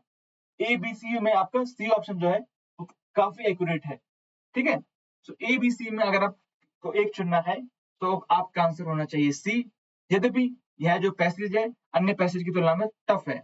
अभी तक सिर्फ और सिर्फ 2 या 3 पैसेज ही टफ आए हैं, बाकी सारे पैसेज काफी इजी हैं। ये टफ पैसेज का एक एग्जांपल है 2024 का। ठीक है, आगे देखते हैं। यह भी एक छोटा सा पैसेज है, इसको भी हम डायरेक्ट पढ़ सकते हैं। तो एक बार पढ़िए आप।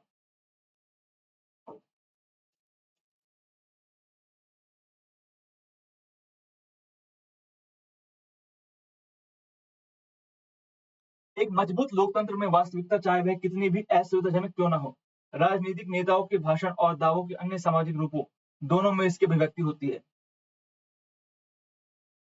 ओके, मीडिया में और मीडिया द्वारा इसके प्रसार के साथ साथ विमर्शी लोकतंत्र में इसकी तर्कपूर्ण अभिव्यक्ति दोनों के माध्यम से वास्तविकता का अस्तित्व पारदर्शी होना चाहिए। एक आदर्श रूप में जिम्मेदार मीडिया पर अपने संचार प्रभाव के माध्यम से वास्तविकता की अंतर्वस्तु को बिना विकृत किए प्रसारित करने की जिम्मेदारी होती है। जो पैसेज है वो स्टार्टिंग में काफी अमूर्त है, लेकिन जब आप पैसेज के लास्ट में देखेंगे तो वो काफी मूर्त हो जाता है। ठीक है, सो लास्ट में पैसेज क्या कह रहा है कि आदर्श रूप से जिम्मेदार मीडिया पर अपने संचार प्रभाव के माध्यम से वास्तविकता की अंतर्वस्तु को बिना विकृत किए प्रसारित करने की जिम्मेदारी होती है। अब आगे देखते हैं हम एक बार। किसी आदर्श लोकतंत्र में जिम्मेदार मीडिया द्वारा वास्तविकता को विकृत नहीं करना चाहिए। पैसेज के लास्ट में यह वाली बात साफ साफ दर्शाई गई है, दिखाई गई है। ठीक है, मिथ्या समाचार आदर्श लोकतंत्र के जीवन में अंतर्निहित प्रतीत होता है।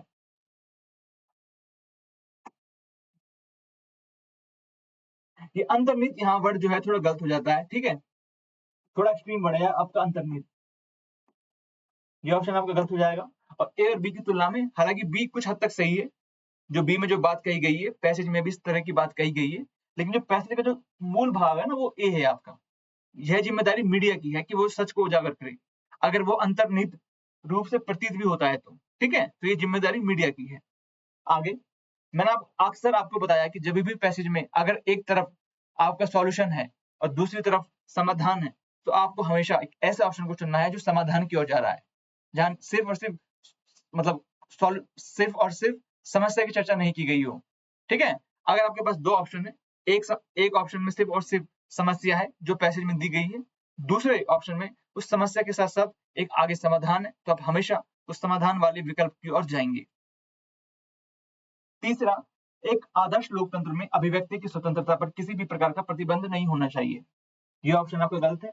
अगर आपने पॉलिटी को ठीक से पढ़ा है तो आर्टिकल 19 क्लॉज 2 में बहुत सारे ऐसे कम से कम 6 या 7 मतलब ऐसी दशाएं हैं जिनमें आपकी जो अभिव्यक्ति की स्वतंत्रता है उस पर प्रतिबंध है। ठीक है, डी देखते हैं। एक आदर्श लोकतंत्र में गैर जिम्मेदार मीडिया और राजनीतिक नेताओं को प्रभावी ढंग से नियंत्रित नहीं किया जा सकता।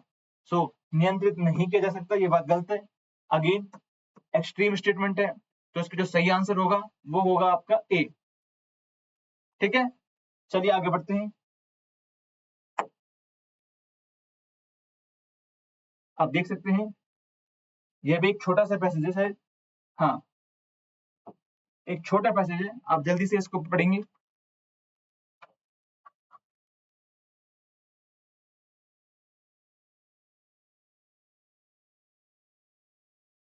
आजकल इंटरकनेक्टेड घरेलू उपकरणों का उपयोग करने का चलन बढ़ रहा है।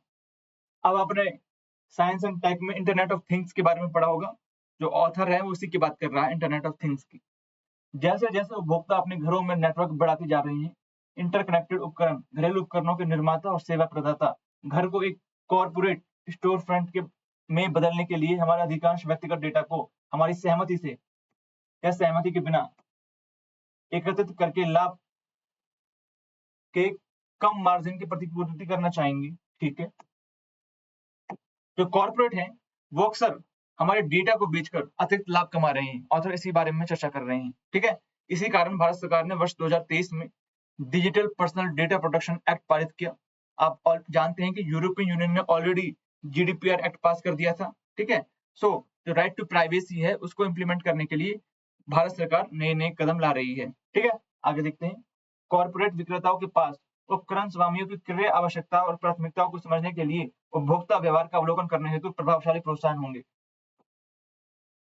आपको पता है कि आपके जो उपभोग पैटर्न को समझने के लिए आपका जो डेटा है वो बड़ी एमएनसी को भेजा जाता है। सपोज कीजिए कि आप गूगल पर क्या सर्च कर रहे हैं, आपने गूगल पर जो भी सर्च करा, अब आप कोई भी अन्य सोशल मीडिया प्लेटफॉर्म चलाएंगे जैसे फेसबुक। फेसबुक में सबसे पहला जो पॉपअप होगा वो उसी का होगा। सपोज कीजिए गूगल में आपने सर्च करा कि मुझे कुछ जूते चाहिए। अब आप जैसे ही फेसबुक खोलोगे तो आपको तुरंत या यूट्यूब में तुरंत आपको उसी का एक ऐड दिख जाएगा अलग-अलग कंपनियों का, ठीक है? जो हमारी मल्टीनेशनल कंपनी है, विशेषकर खासकर सोशल मीडिया जो प्लेटफॉर्म है, वो हमारे डेटा का उपयोग कर रहे हैं हमारे उपभोग पैटर्न को समझने के लिए। और ये हमारी निजता पर एक तरह से अतिक्रमण है। ऑथर इसी के बारे में बात कर रहे हैं कि उपभोक्ता व्यवहार की जानकारी के परिणाम स्वरूप विनिर्माण सेक्टर में और अधिक पूंजीगत व्यय होगा। आपको क्या लगता है इसके व्यावहारिक संदेश क्या ये होगा? यह तो पूरी तरह से आर्थिक है, ठीक है? यह पूरी आर्थिक बात कर रहा है और कहीं भी ऑथर ने नहीं बताया कि इससे पूंजीगत व्यय होगा या नहीं होगा, ठीक है? ये ऑप्शन आपका गलत हो जाएगा। उपभोक्ता व्यवहार की जानकारी वाणिज्य और व्यापार की वृद्धि को प्रेरित करती है और इस प्रकार देश के समग्र आर्थिक विकास में सहायता करती है। तो क्या भारत सरकार को प्रोत्साहित करना चाहिए कि हमारी जो बड़ी मल्टीनेशनल कंपनी है वे हमारे डेटा को चुराएं, उसका उपयोग करें, बड़ी-बड़ी कंपनियों को भेजें? ऑब्वियस बात है, इसका आंसर गलत होगा ये, ठीक है? देश के समग्र आर्थिक विकास में अगर आपकी निजता बाधित होती है, तो यह विकास हमारे लिए हानिकारक होगा। बी ऑप्शन गलत है आपका, ए गलत है। इंटरकनेक्टेड उपकरण घरेलू उपयोगकर्ताओं की बहुत सी सुख सुविधा देते हैं और जीवन की समग्र गुणवत्ता में सुधार करते हैं। ये भी आपका गलत है। ऑथर आईओटी के बारे में जो नकारात्मक उसका रुख है, क्रिटिकल है वो आईओटी को लेकर, इंटरनेट ऑफ थिंग्स को लेकर उसका जो रुझान है वो क्रिटिकल है, विशेषकर हमारी जो डेटा ब्रीच के बारे में। डी देखते हैं, इंटरकनेक्टेड उपकरणों को सुरक्षा जोखिम हो सकती है और घरेलू उपयोगकर्ताओं की निजता की प्राइवेसी जोखिम हो सकती है। बिल्कुल सही। पैसेज का मूल भाव ही यही है कि आईओटी उपकरणों को सुरक्षा जोखिम हो सकता है, उनसे हमारी प्राइवेसी बाधित हो सकती है, ठीक है? इस पैसेज में आपका आंसर गलत नहीं होना चाहिए, काफी इजी पैसेज है, मतलब बिना पढ़े भी इसको सही किया जा सकता था।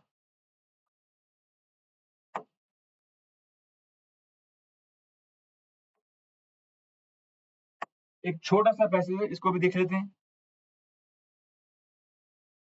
कि हरित विकास में पर्यावरणीय संधारणीयता और गरीब एवं आरक्षित वर्गों के लिए उपलब्ध पर्यावरणीय संसाधनों पर पड़ने वाले प्रभावों के संबंध में विकास रणनीतियों पर पुनर्विचार करना शामिल है।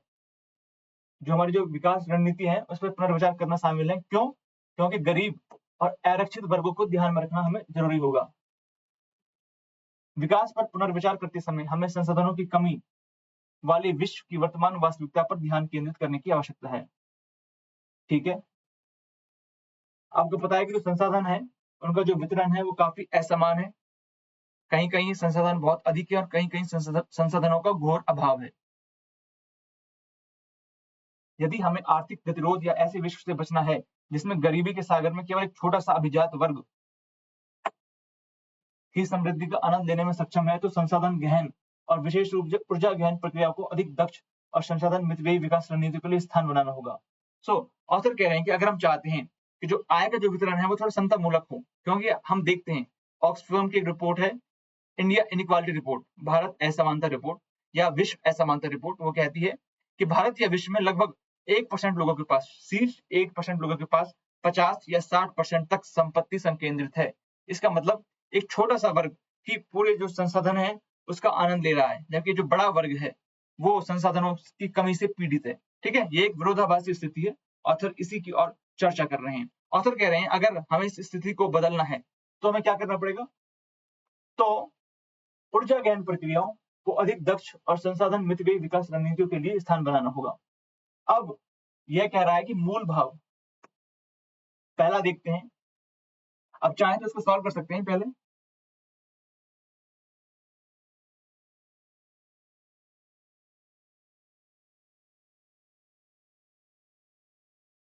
हालांकि पैसेज को पढ़े बिना भी इस क्वेश्चन का जवाब दिया जा सकता था। देखते हैं एक बार कि पर्यावरणीय संधारणीयता जीडीपी में वृद्धि की उच्च दर प्राप्त करने की हमारे उद्देश्य के लिए अहितकर है। मतलब ऑथर कह रहे हैं कि आपका जो इन्वायरमेंट है और आपकी जो ग्रोथ है वो साथ साथ नहीं चल सकती। ठीक है, ऐसा नहीं है। पहले भी पैसेजेस में हम इस तरह की बात सुन चुके हैं। मैंने आपको हमेशा बताया था कि जो ऑथर हैं वो बुद्ध के मध्यम मार्ग का अनुसरण करते हैं, ठीक है। सो आपको भी गौतम बुद्ध के मध्यम मार्ग का अनुसरण करना है। पहली स्टेटमेंट आपकी गलत है। बी देखते हैं, तीव्र आर्थिक विकास और परिणामी पर्यावरणीय निम्नीकरण के बिना गरीबी उन्मूलन संभव नहीं है। अगेन ऑथर कह रहे हैं कि पर्यावरण और विकास साथ साथ नहीं चल सकते। तीसरा देखते हैं, स्थिर, पर्याप्त और समावेशी विकास प्राप्त करने के लिए उच्च पर्यावरण मानकों को बनाए रखना अब एक पूर्व अपेक्षा है। उच्च पर्यावरण मानक क्या है? जैसे कि जो हमारी ऊर्जा गहन प्रक्रिया है उनको अधिक दक्ष बनाना पड़ेगा, संसाधन मितव्ययी विकास रणनीति के लिए स्थान बनाना होगा। यह हमारी है उच्च पर्यावरण मानक। तो ये ऑप्शन आपका सही हो सकता है अभी के लिए। डी को और देख लेते हैं एक बार। डी कह रहा है कि आज के विश्व की वृहत जनसंख्या, व्यापक गरीबी और सीमित संसाधनों के होते हुए पर्यावरणीय निम्नीकरण को रोका नहीं जा सकता और असमानताएं अपरिहार्य हैं। बिल्कुल ही नकारात्मक स्टेटमेंट है। ये ऑप्शन भी आपकी गलत हो जाएगी। अगर आपने पैसेज को नहीं भी पढ़ा और सिर्फ आपने ऑप्शंस को ध्यान से पढ़ा है, इन्वायरमेंट को लेकर, इकोनॉमिक्स को लेकर आपकी अंडरस्टैंडिंग ठीक ठाक है, सो आप इसका आंसर आसानी से दे सकते हैं। इससे आपका टाइम भी बचेगा। उस टाइम को आप अपने मैथ्स और रीजनिंग में लगा सकते हैं। ठीक है, आगे देखते हैं।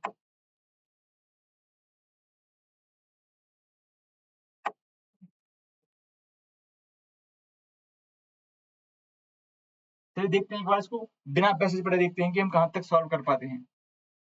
क्वेश्चन कह रहा है वही सर्वाधिक तर्क संगत और विवेकपूर्ण संदेश, यह काव्य ही है, न कि विज्ञान या धर्म, जो मनुष्य में कमियों को पहचानती है और स्वीकार करती है।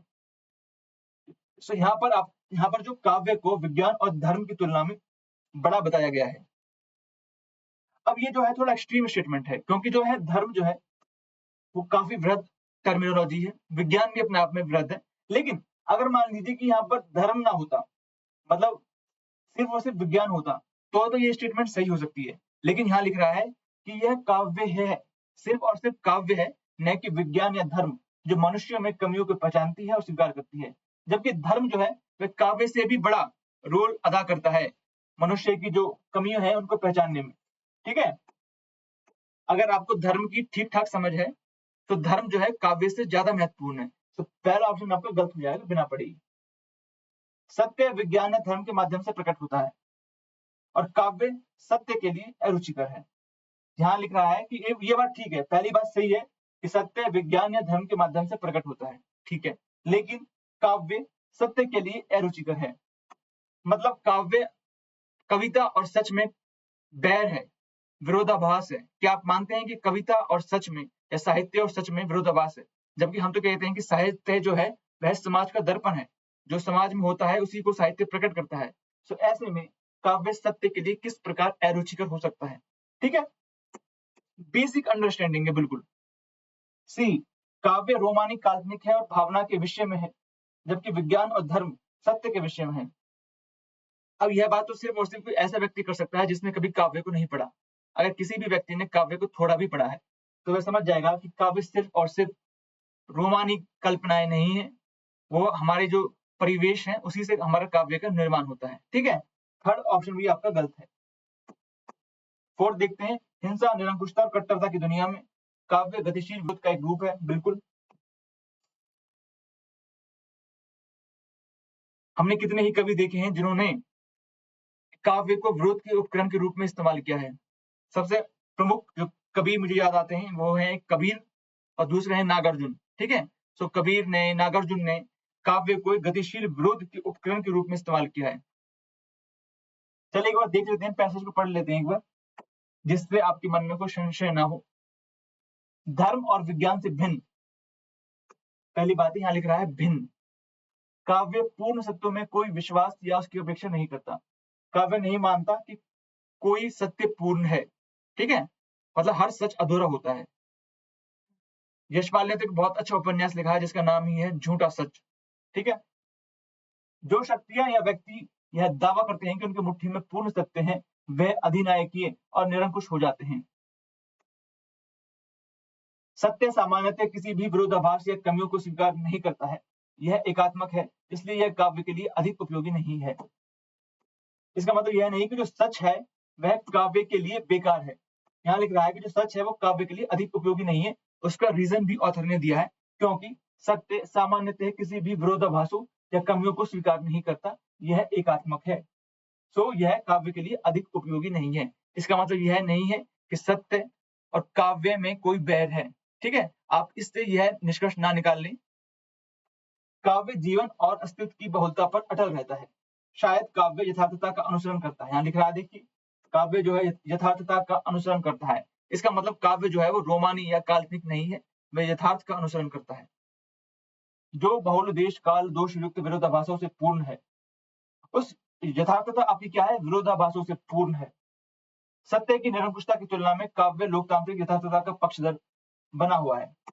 अब जब हम यहाँ ये बात पढ़ते हैं कि यह काव्य के लिए अधिक उपयोगी नहीं है, सत्य, लेखक उस सत्य की बात करता है जिस सत्य को लोग समझते हैं कि यह पूर्ण है। ठीक है, तो काव्य का मानना है या लेखक का मानना है कि कोई भी सत्य पूर्ण नहीं है। जैन भारत के संदर्भ में एक बहुत अच्छी लाइन यूज होती है कि एकम सत्य विप्र बहुधा वदंती, कि एक ही सच है, अलग अलग लोग अलग अलग तरीके से उसकी व्याख्या करते हैं। तो कोई भी सच जो है वो पूर्ण नहीं है। ठीक है, जैन दर्शन का ये बहुत अच्छा सिद्धांत है, आप चाहें तो इसको नोट कर सकते हैं, एकम सत्य विप्र बहुधा वदंती। सत्य की निरंकुशता की तुलना में काव्य लोकतांत्रिक यथार्थता का पक्षधर बना हुआ है। मतलब ऐसा सत्य जो निरंकुशता से बना है, उसकी तुलना में काव्य जो है वह लोकतांत्रिक यथार्थता का पक्षधर बना हुआ है। सत्ता, धन और पद के दंभ के विपरीत काव्य विनम्रता और अवज्ञा दोनों को प्रस्तुत करता है। ठीक है, आगे देखते हैं हम। जैसा कि हमने देख ही लिया है कि यह काव्य ही है, न कि विज्ञान या धर्म, जो मनुष्य में कमियों को पहचानती है, स्वीकार करती है। पूरे पैसेज में कहीं ऐसी बात नहीं की गई। सत्य विज्ञान या धर्म के माध्यम से प्रकट होता है और काव्य सत्य के लिए अरुचिकर है। यद्यपि ऑथर ने उस सत्य की निंदा की है जिस पर एकाधिकार हो, जो सिर्फ और सिर्फ यह मानता है कि मैं ही पूर्ण हूं, इसके अलावा मेरे अलावा और कुछ नहीं। ऑथर उस सच की निंदा करते हैं, लेकिन जो सच्चा यथार्थ है उसकी ऑथर कभी निंदा नहीं करते। ये ऑप्शन जो है आपका थोड़ा एक्सट्रीम हो जाएगा, इसलिए इसको गलत मान लिया जाए। काव्य रोमानी काल्पनिक है और भावना के विषय में है। ऑथर ने साफ साफ लिखा है कि जो काव्य है उसकी जो मूल विषय वस्तु है वो यथार्थ है, ना कि कल्पना या फिर रोमानियत। डी, हिंसा, निरंकुशता और कट्टरता की दुनिया में काव्य गतिशील विरोध का एक रूप है। जब हम ए, बी और सी को डिलीट कर देंगे या फिर एलिमिनेट कर देंगे, तो सबसे सही ऑप्शन जो आपके पास बचेगा वो है सी, डी सॉरी। ठीक है, तो आपका सही आंसर होगा डी। चलिए एक बार आगे बढ़ते हैं।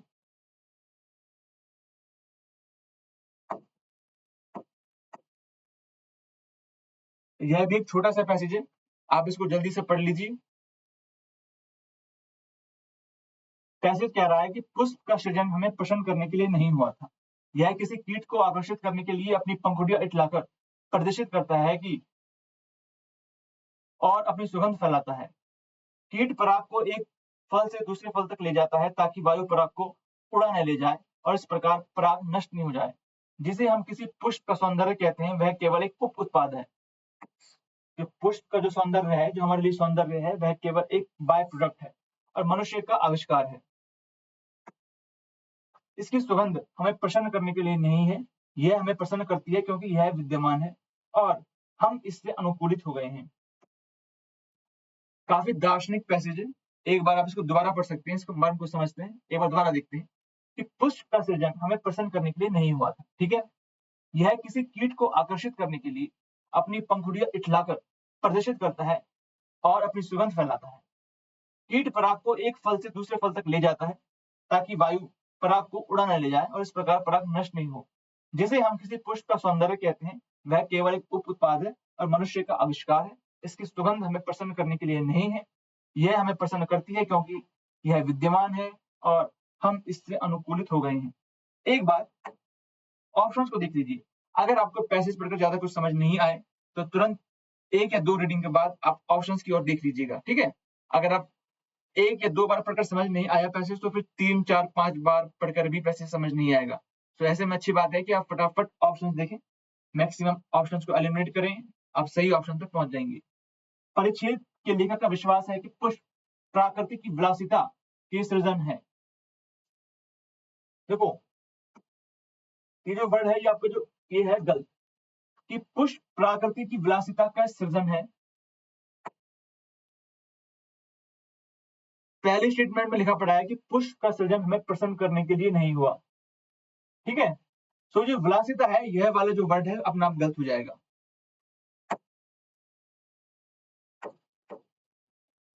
परिच्छेद का लेखक पुष्पों की सुंदरता के अतिरिक्त उसकी उपयोगिता पर विश्वास नहीं करता।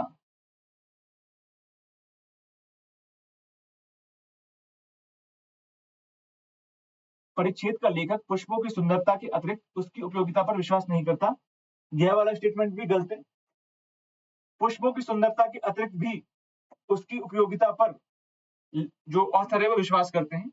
ऑथर का मानना है कि पुष्प सिर्फ और सिर्फ सुंदरता के लिए नहीं है, उससे भी ज्यादा उनका महत्व है।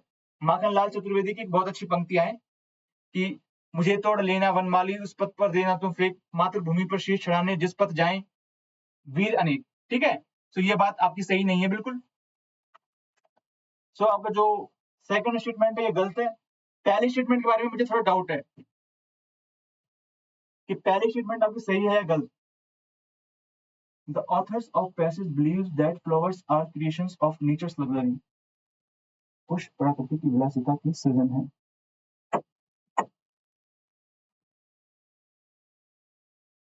तो अभी के लिए हम इस स्टेटमेंट को गलत मानेंगे। अगर एक बार मैं क्रॉस चेक करके आपको बता दूंगा कि ये स्टेटमेंट जो पहली है ये सही है या गलत, ठीक है। अभी के लिए हम इसको गलत मान रहे हैं।